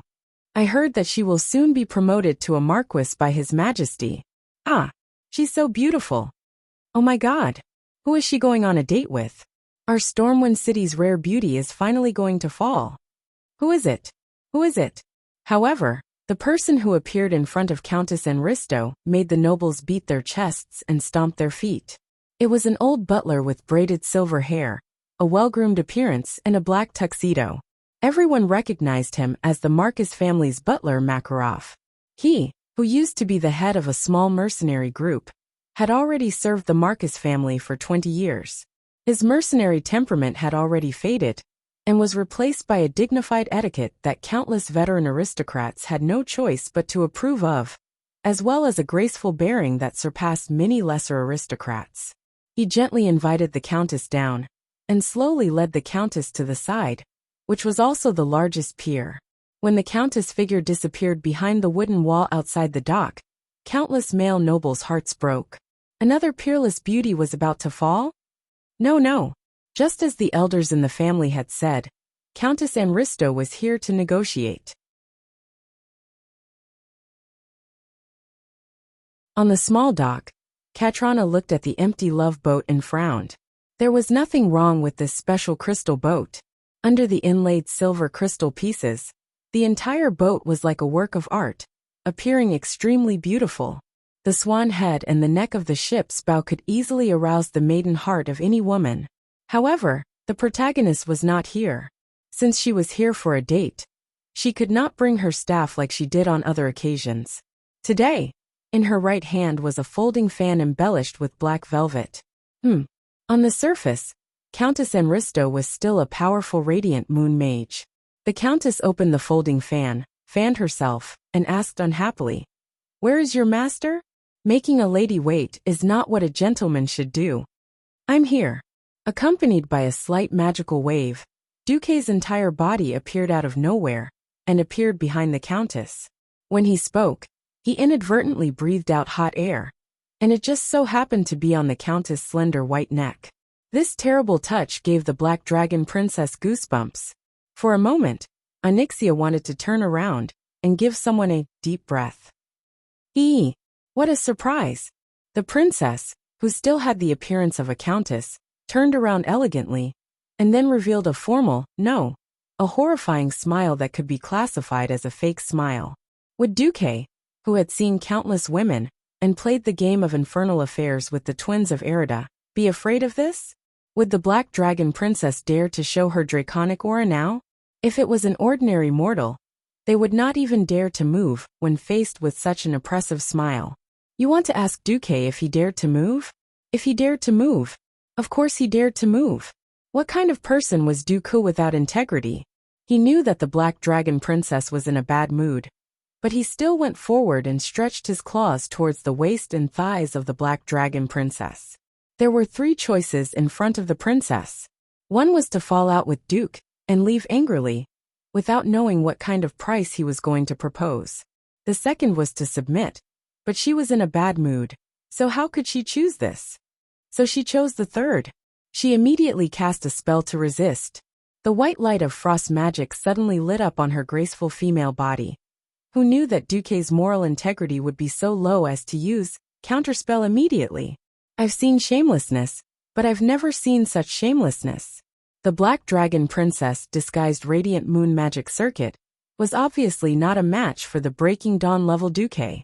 Unless she exposed the power of the Black Dragon hidden under the disguise of the magic circuit, she was nothing more than a weak woman who had lost her magic power when all the magic circuits were sealed. And according to his calculations, the Breaking Dawn level counterspell was enough to mess up her magic circuit for 5 minutes. Wait. What are you trying to do? If you mess around, I'm going to scream. Scream all you want. No one will come even if you scream yourself hoarse. Besides, I won't do anything to you. Duke had a mischievous smile on his face as he stretched out his hand. Onyxia felt aggrieved. She didn't want to expose herself, but she also didn't want Duke to have his way. That was impossible. Even if she forcefully lifted her calf and used her fist to hit Duke's head, how could a weak girl like her resist the strength of a grown man? Just like that, Duke carried Onyxia in a standard princess carry, grabbing her by the waist and clasping her thighs. You, Duke Marcus, put me down. Put me down. Duke ignored the Black Dragon Princess protests and carried her off the boat. Makarov was a mortal after all, and didn't know the Black Dragon Princess' identity. He was only surprised at his master's impatient behavior. Wasn't this almost like forcing himself on her? He knew very well that Duke wasn't that kind of person. What was Duke doing?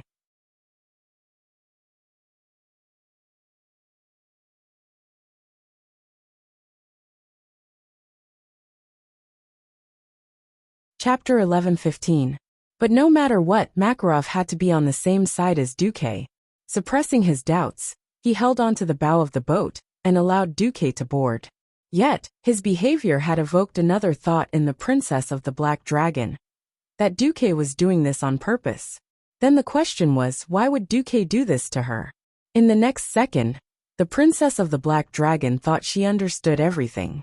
Oh, Duke wants me to lose my composure, so that he can gain the upper hand in the upcoming negotiations. Hee. If I were a real noble lady, I would not have such boldness. But who am I? I am the Queen of the Black Dragon, Onyxia. The Princess of the Black Dragon had made up her mind. If Duke did anything out of line, she would activate the powerful magical instrument she had prepared long ago and teach Duke an unforgettable lesson. She didn't struggle, and just let herself be hugged by Duke. His deep black eyes seemed to be able to shoot out dragonfang blades, piercing through Duke's heart. Unfortunately, her stubbornness and resistance only lasted for a second. When Duke carried her off the boat, his hand seemed to have slipped. Because of his stature and the length of his arms, Duke's right hand seemed to have stretched forward a little. 3 fingers poked the side of the dragon peak on the right. It's soft. Ah, this time, Onyxia finally let out a very feminine exclamation. Disembarking from the boat, the gentlemanly Duke, who looked like an honest and reliable young man, turned around and asked with concern, "What's wrong?" On purpose. Staring at Duke's face that was separated from his facial muscles by the system elf, Onyxia was confused. She could only grit her teeth and said angrily, "It's nothing." Sit down, I'm about to set sail." Onyxia gently sat on the red velvet sofa at the bow of the ship, with one hand leaning on the side of the ship made of crystal. Onyxia held her cheeks in her hands, and there was still anger on her face, but her mind had already spread out. Compared to the dark cave and dust-wallow swamp, which only had lava, flames, and pillars, human inventions were much more luxurious and classy. Although she was a dragon, it didn't mean that she didn't like those shiny things. Sitting on this dazzling crystal ship, she felt an indescribable sense of happiness, even though she thought she had seen many things. Especially when the boat left the dock and was exposed to the lake, this feeling was even stronger. The lover's boat for the commoners was wrapped in silver like iron. But without comparison, there would be no Shanghai, because the second gear of the lover's boat was directly wrapped in very thin silver. It was even more shiny. However, Duque's boat had a crystal shell, under the moonlight and the fire on the shore, as well as the magic lights on Lover's Island. The visual effect was even more stunning than the descent of the moon goddess. On the surface of the lake, countless envious and hateful gazes were cast over, which made Onyxia's vanity suddenly soar. This feeling is not bad. Oh, all of this was thought up by this very innovative human in front of me. Should I capture this guy in the future, enslave him, and then force him to specially design the decoration of my dragon cave? Of course, Duque didn't know that Onyxia was such a black dragon. He only knew that this female black dragon was very creative and very human. Faced with the sudden gaze, Duque almost thought that he had been exposed, and was ready to shoot an arrow through the clouds, and thousands of soldiers and horses will come to meet. Unexpectedly, the black-haired humanoid black dragon princess glanced over with her slightly phoenix-like eyes. Your creativity is not bad, I like it very much. Well, phoenix-like eyes were just a description. These were clearly dragon eyes, okay? That was domineering. Domineering, as if she wanted to collect all the beauty in the world into her own treasure vault. Faced with the black dragon princess's burning gaze, Duque put down the oars on his hands and bowed slightly. My little invention, if it makes you happy, I'm very honored. The waterway from the dock to Lover's Island was less than 200 meters. Every boat had a number that corresponded to a waterway on the island. The waterway specially prepared for the Black Dragon Princess naturally had a beautiful entrance. The 7-foot-tall red coral was like a huge red fan, standing right above the entrance of the waterway. 12-foot-tall white crystal pillars stood on both sides of the waterway entrance. This red and white combination immediately made the waterway entrance look extremely high-end and classy. As soon as they entered the waterway, they could see that the walls of the 2-meter semicircle were full of gorgeous murals. It was a super long mural, depicting the beautiful water world. Every part of the mural that involved stone, coral, and crystal must have been inlaid with the real thing. The real curves, together with the beautiful music that seemed to play automatically after entering the cave, made people feel like they were in a dreamy fairy tale world. How did you draw this mural? It seems like this Lover's Island was only built a few days ago, right? Even Onyxia, who thought she was experienced and knowledgeable, was deeply shocked. I drew it. With a snap of Duque's fingers, a few hands of magic appeared out of thin air. They took out a few brushes from the portal bag and sketched a few times in the air. A trace of greed flashed in Onyxia's eyes. She was more and more determined to capture Duque and make him a craftsman. At this moment, there was a sudden commotion outside. Demons! Demons! Accompanied by screams and screams, an alarm suddenly rang by the lake. What's going on? Frowning, Duque immediately activated the magic transmission. In the air above the waterway, an illusory figure emerged. It was a male court mage. Onyxia recognized him as Druid's. This guy was a conservative on the surface, but in fact, he was a dragonoid mage under her command. As a precaution, she secretly arranged for him to be in charge of the security of Lover's Island today. Sorry, Grand Duke Marcus. A bastard registered warlock did not inform us in advance and summoned his succubus on Lover's Island. He wanted to have sex with his succubus, and triggered the demonic alarm of the magic circle. Pfft! Onyxia almost spat out. What the hell was this? She knew that warlocks who played with evil powers and enslaved demons had never been well liked by the public. Even if the mages and priests had reconciled with the warlocks during the Dalajan War 5 years ago, it did not mean that warlocks had become popular. It wasn't unusual for a warlock that nobody liked to do something, with his beautiful succubus. But it just had to happen at this time. This was really, Duque was not in a good mood. Teach that guy a lesson according to the rules, and then send him away. After checking Lover's Island, appease the people. If you want to continue, continue. If you don't want to pay twice the fare. Understood. Druids bowed deeply. At the same time, he secretly made a gesture that only Onyxia could understand. Safe.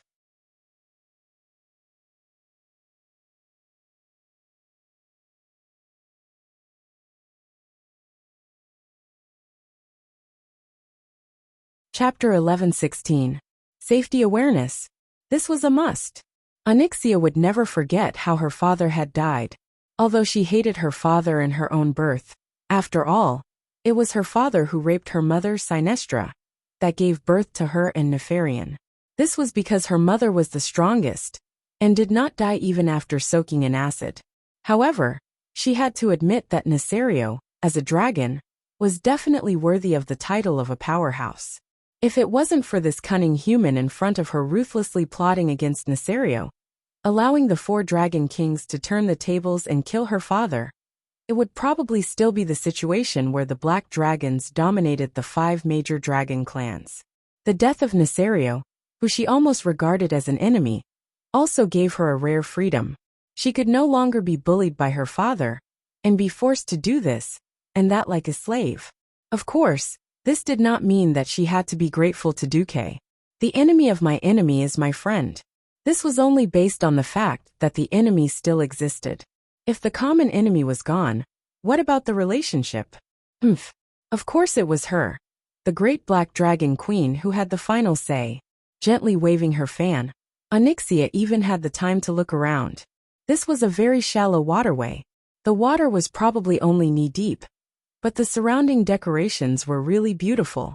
In addition to beautiful corals and crystals, there were all kinds of pearls, and even rare orbs of justice, and pieces of large magic light fragments. These were expensive materials that should have been used as high-level enchantments, but they were used as decorations. This kind of gorgeous and explosive decoration was very much to Onyxia's taste. Alright, Duke Marcus, don't mention the words date. We're all smart people. What conditions do you have? The Black Dragon Princess, who thought that she had everything under control, threw out the words directly. She was waiting to see how Duque would respond. But Duque, there was a mysterious look on Duque's face. I don't want to use such a lousy excuse like a date. It makes me seem like a fool who can't move his legs when he sees a beautiful woman. But I really can't think of a better excuse for me to get close to you. Heh, is that so? I'm actually a little disappointed. Onyxia smiled as she shifted her legs. Tonight, she was wearing a long dress with a red base and black lace, paired with the black lace suspender stockings that were invented and spread by a certain dude 15 years ago.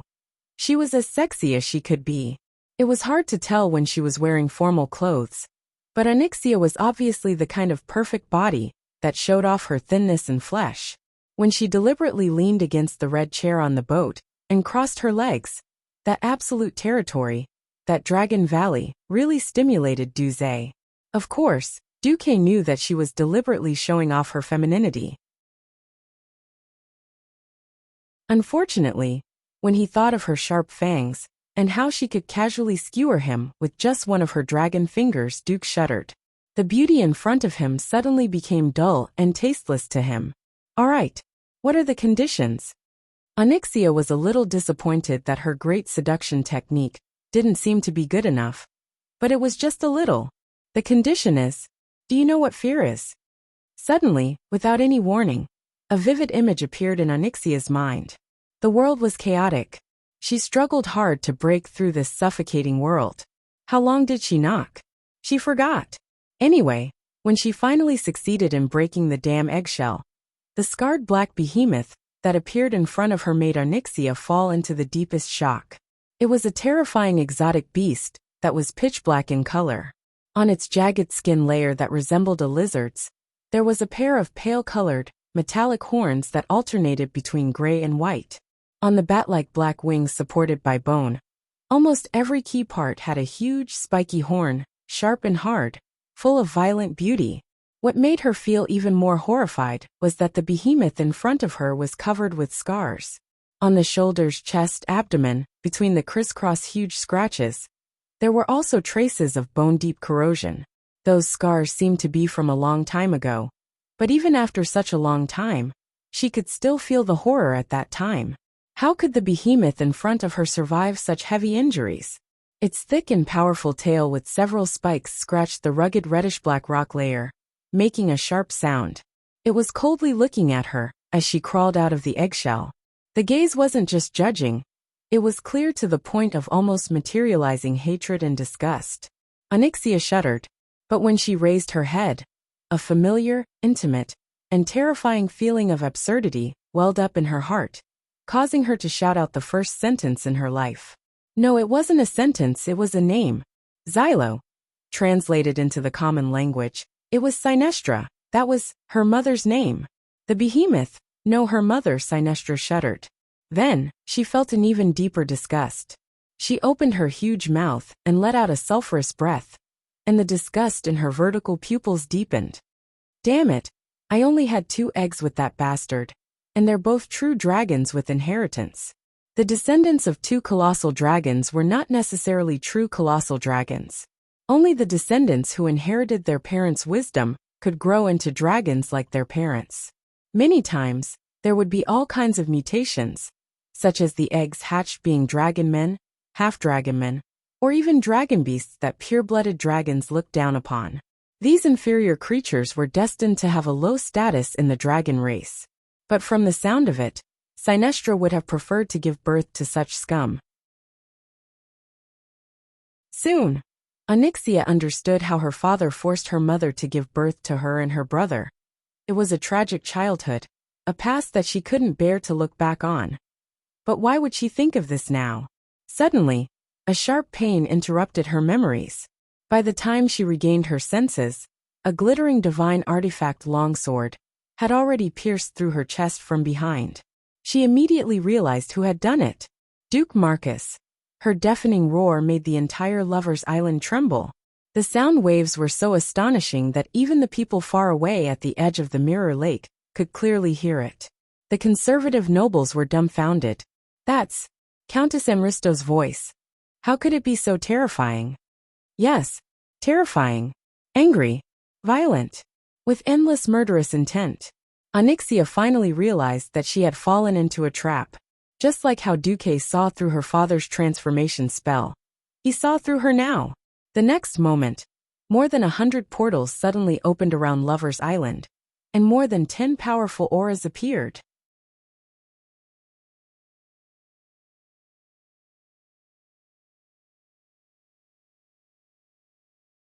Chapter 11:17. This year's Valentine's Day, as one of the continuous events of the Alliance's 20th anniversary, was especially grand. In addition to the nobles who had their own appointments, Stormwind also organized a grand Valentine's Day ball in Stormwind Stronghold for couples to show off their love, as well as a chance for singles. Since the leaders of the conservatives and reformists had gone on a private date, this time, there was no such thing as a party for each faction. With the expectation of peace talks and the neutral knight faction's efforts, the overall atmosphere was quite good. Although the theme was Valentine's Day, there were fully armed knights performing war operas everywhere. This was a chaotic world. The continuous wars had long changed people's views, and the status of warriors and professionals had been infinitely improved. Almost every ignorant girl, under the influence of knight novels and government propaganda, longed for their man to be a great man who could protect them. Therefore, war operas were very popular. There was also such a large-scale stage near Countess Enristo's manor. It was about the warriors of Stormwind bravely fighting against the evil Nagas, who had been brainwashed by the Burning Legion in Azhara. Of course, the Nagas were played by male Nagas belonging to Stormwind. In Stormwind Stronghold, when the atmosphere was at its peak, Bolvar suddenly stood on the high platform, and under the spotlight of the magic lamps, clapped his hands, and asked everyone to be silent. Now, please allow me to put on a Valentine's Day special for everyone. Valentine's Day special? Even Bolvar, who was always serious, was enlightened. The nobles were very curious. In the next second, an uproar rose among the crowd of nobles. Because in the huge magic mirror that was 10 meters by 10 meters, it was Duque and Countess Katrana, who were rowing the boat. Huh? Is Duke for Dragon going to show us a live show? Some of the nobles burst into laughter. When everyone saw the beautiful countess adjusting her legs and almost revealing her absolute domain, the atmosphere of the scene instantly reached its peak. No one knew what Bolivar was doing with this live broadcast, but everyone's gossipy hearts were burning fiercely. Could it be that after signing the peace treaty, the two sides would immediately get married because of a political deal? Some young nobles even began to whistle. In the next moment, the scene changed. Duque suddenly said, "Do you know what fear is?" In the ballroom of Storm Fortress, every noble felt that something was wrong. No one knew what Duque did to Countess Katrana. They only felt that the countess' face was blank for a very short period of time, not even half a second. In the next scene, Duque flashed behind the countess and pierced her beautiful chest with a slender golden sword. Ah! The noble women screamed. "What is that bastard Duque doing?" The male nobles roared. Not to mention the conservatives. Even the knights clenched their fists and glared at Bolivar. In every eye was the same question, the same angry reproach. "What do you mean, Bolivar? At a time like this, you want us to watch a despicable murder and a political coup? Past. This was definitely going overboard. Only the most despicable of nobles would resort to such underhanded methods as murder. Damn it! We were wrong about Duke Marcus. What great hero of the alliance. He was a despicable person through and through. After losing in a political battle, he did not even dare to rebel. Instead, he used such a despicable method to murder his political enemy, and a beautiful woman at that. Duque, he originally." An angry storm was gathering, and if it were to accumulate for a few more seconds, an angry volcano would erupt in the ballroom of Storm Fortress. But at this moment, the scene suddenly changed.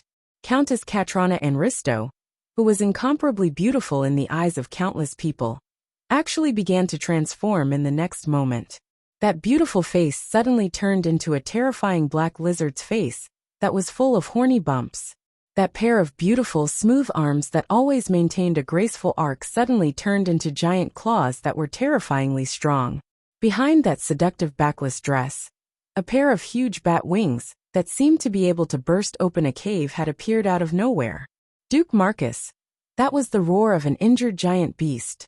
That was also the roar of the countess, who was perfect in their eyes. This was not only heard from the magic mirror, but also from the side of the mirror lake, which was at least 5 to 6 kilometers away from here. It was the same voice. Not only them, but the entire Stormwind City heard this extremely terrifying roar. Bolivar had already put on half of his armor, and his servant beside him was helping him put on his pauldrons.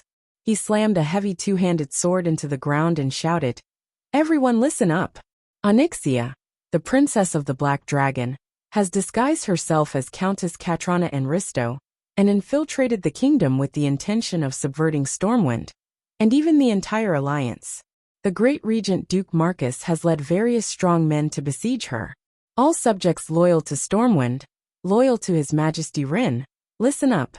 Immediately arrest all of the Countess conspirators. Kill all of Countess Enristo's guards and servants. They are all dragon men." Wah! Screams, slaps, and the clanging of weapons could be heard.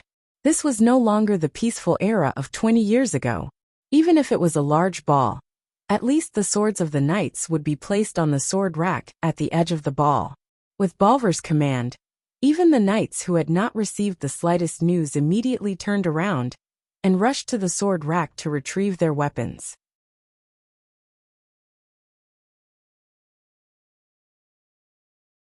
On the other side, realizing that the matter had been exposed, more than 10 people disguised as low-level nobles began to attack. They suddenly turned back into tall dragon men and half-dragons, and with a wave of their claws, they indeed killed many of the nobles around them. Unfortunately, most of them were conservative people. Seeing the nobles who had been chatting with them moments ago turn into dragon men, and even cut their companions into pieces, the nobles could not help but scream, "Ah, Ah ah ah. All the doors of the ballroom suddenly opened, and a few elite squads led by holy knights rushed in from all directions, charging towards the few dragon men. A moment ago, it was a warm and romantic ballroom, and the next moment, it had become a slaughterhouse. After taking care of a giant dragon man that was at least 4 meters tall, Bolvar finally understood Duque's good intentions. A mere dozen or so dragon men had already caused chaos in Fort Storm.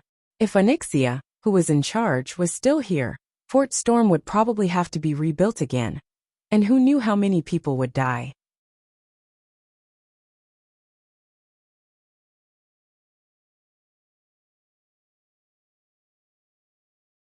Chapter 11:18. Outside the manor of the Countess of Anristo, the knights who had been performing an opera just a moment ago had suddenly become real. The audience saw the soldiers who had been singing loudly on the stage a second ago, and then immediately charged into Anristo Manor the moment they heard the commotion.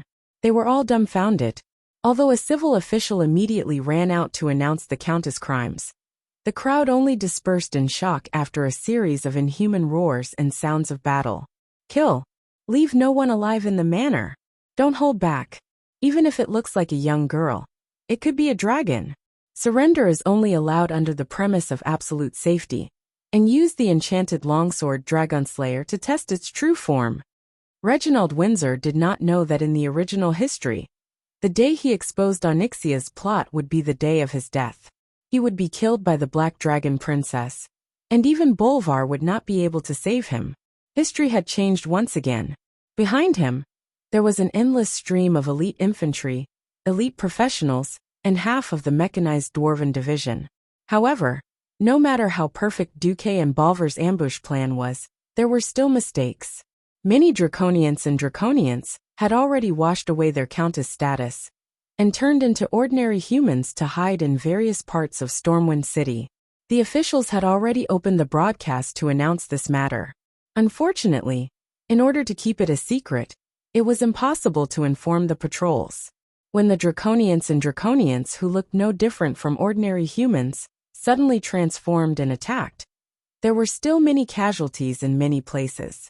Standing on the southern balcony of the Storm Fortress, looking at the light in the direction of Mirror Lake in the distance, Bolvar held his head and deeply blamed himself. It's all my fault. I actually let so many evil beings into the core of the kingdom. No matter what, everyone's focus was still on Lover's Island in Mirror Lake. There the powerhouses of the Alliance and the Horde gathered. Kane, Grom, Varrock and Wajin, the 4 Horde powerhouses followed Jaina through the teleportation gate. Among the warriors of the Alliance, there were the Rogosh version of Varian and the Bronzebeard brothers from Ironforge. The remaining 4 of the 5 Silver Saints, Turalian, Sidon, Tyrion and Gavin Radzi, along with Mograine, Abendis and Riadaline, were the strongest paladins in the world. The thieves consisted of the Van Cleef father and daughter Gavalilla. The ranged attackers were the 4 Windrunner sisters.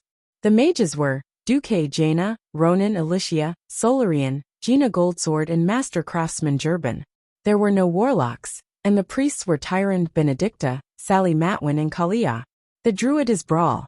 This time, other than Lilith and him, who were variables in history, the others were standard Hall of Famers.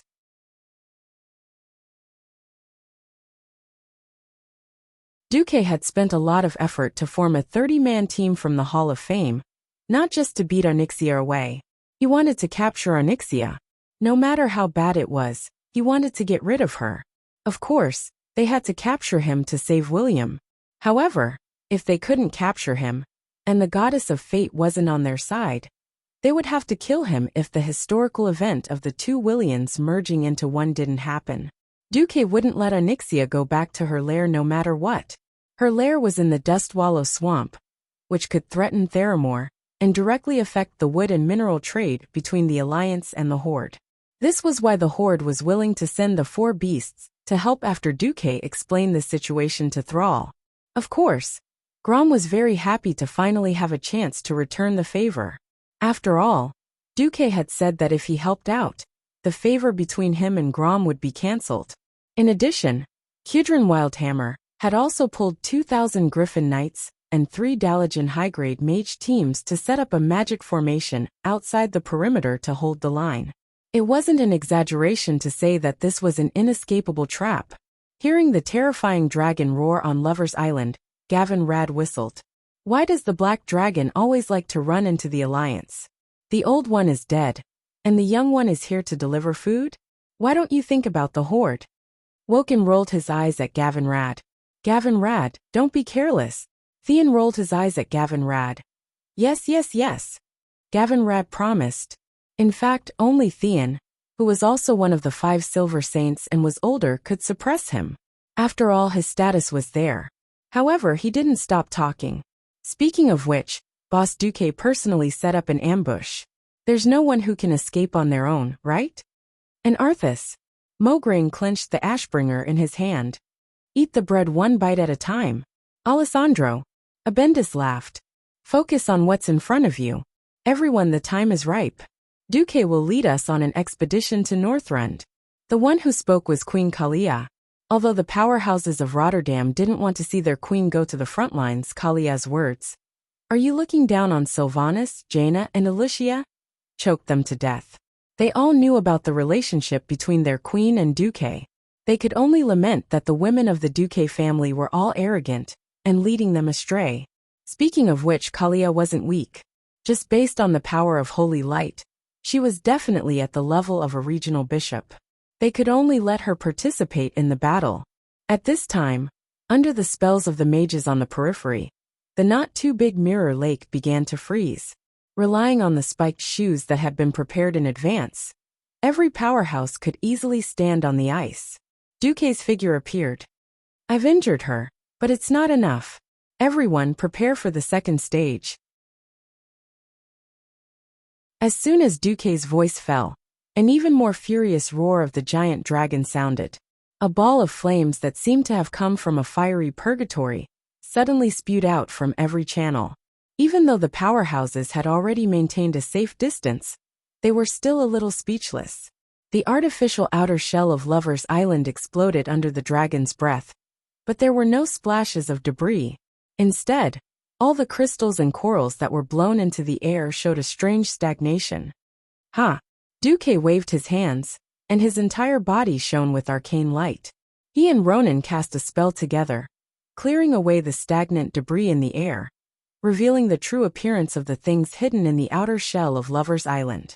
They were 108 huge crystal prisms that had long been polished to an incomparably sharp level. Each of them was as tall as a 2-story building, and was enough to be the pillars of a house. However, at this moment, they were more like giant bolts that had been shot out by lightning. On their sharp tips, they emitted a frightening enchantment light. That was a special enchantment that had not appeared in history, taken apart from the famous Floor's dragon-slaying technique outline. It was dragon-slaying.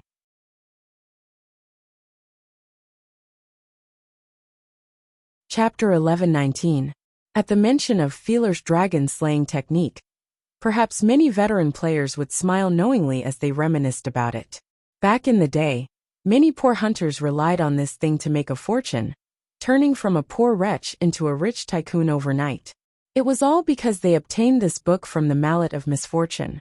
10,000 years ago, the High Elves were the most courageous race to challenge the taboo, and they even developed a whole set of techniques to deal with giant dragons. Of course, it was not aimed at the dragons under the Sleeping Dragon Temple, but at the wild dragons and dragon subspecies that had wandered outside. The Feeler's dragon-slaying technique was a collection of all dragon-slaying techniques. It was rare for Duque to make a trip to the Mallet of Misfortune, so how could he not bring this thing back? With Duque's clear guidance, the father and daughter duo painfully flipped through thousands of dusty books before they easily found their target. The dragon-slaying technique would naturally trigger a chain quest, which then turned into the unquenched ancient blade in Abendis's hands. As long as he threw it at the Black Dragon Princess before she died, she would spit out a mouthful of dragon breath. After the Black Dragon Princess died, he would return with the unquenched ancient blade and turn in the quest. Then it would become the famous defensive sword Quell the Lar. Although this sword looked like a huge machete used by the Celestial Empire to slay devils, It couldn't be helped if it was called a sword. It was like a certain island country calling a katana a sword. Ignoring the fact that this dragon-slaying sword could only be used to show off, Duque's biggest discovery was an enchantment formula that had never been discovered by players: dragon slaying. Similar to Demon Slayer, this kind of enchantment specifically targeted dragons, could increase the damage of weapons against dragons by 10% to 20%. So as long as it was used well, even an ordinary weapon could become a killing machine. A moment ago, Onyxia could not sense any danger. Of course, this was because Duque had not completed the enchantment. Just as the plan was revealed, Duque not only stabbed the Black Dragon Princess in the back with his godly sword, but also enchanted the crystal pillars with Magician's hand. Enchantment was a superb technique that used magical materials to add special effects to all kinds of equipment. However, with the help of the system elves that could use magical power to the last 10 decimal places, Duque didn't even need to do it himself. He could instantly turn those seemingly harmless enchantment materials into enchantments that specifically targeted the dragon race. After blowing up most of Lover's Island, the sharp crystal prism fell with a loud crash. Roar! Following Onyxia's furious roar, a strange magical shield appeared above her huge black figure at lightning speed. Bang bang bang. That's right. Unexpectedly, the magic shield blocked more than 80% of the prisms, but there were still nearly 30 prisms that shot towards Onyxia. The Black Dragon Princess was frightened out of her wits. The dragon wings flapped, the dragon claws and the dragon tail swept, and the 5 prisms still pierced through her body after she used all her skills. Roar! It was an angry roar. It was also the cry of a trapped beast. She really wanted to flap her wings and fly away from this death trap on the spot. But just as she flapped her wings, she was shocked to find that the exploded Lover's Island still had a hemispherical frame, like a cage, tightly covering her huge body. This is... The glistening yellow pupils suddenly focused on the man. Duque stood against the wind and smiled. A gift from the Dragon's Sleep Temple. Do you like it? Onyxia's huge black dragon body was trembling. Another trap. A trap that was even tighter than the one that killed her father, Nesario. From the failure of the political struggle, to the excuse of a date to lure her out of Stormwind City, and finally to the so-called Lover's Island, it was all a trap. She didn't expect that she would be trapped by such a chain of tricks, and become a trapped beast in a cage. Do you think such a toy can trap me? Onyxia angrily snorted at Duque with her sulfur-smelling breath. Unfortunately, it was too far away, and it was more like some kind of demonstration. If no one interferes, you might be able to break free. Duque curled his lips. What if there was a group of powerhouses interfering? A large group of powerhouses from the Alliance and the Horde, and even a few unruly fellows, chuckled as they approached Onyxia from both sides in small teams. The Oxhead chieftain Kane even patted the thick plate armor on his chest that had a clear frost aura. He carried the huge totem pole and strode forward with his head held high. Duke Marcus, you puny mortals actually dare to attack me? You have to understand your position, mortals, Onyxia snarled. Duque laughed shamelessly. Ha, that's not very convincing for you, who has blood spurting out of your chest. He had never had the chance to figure out whether there was an inevitable connection between a dragon in human form and its original body in dragon form. But now he had figured it out. There was. Right in the middle of the black dragon's back and chest, the black dragon scales that covered the solid dragon body had disappeared, and a wound about the size of a wine barrel was gurgling with dragon blood. It corresponded to the sword wound.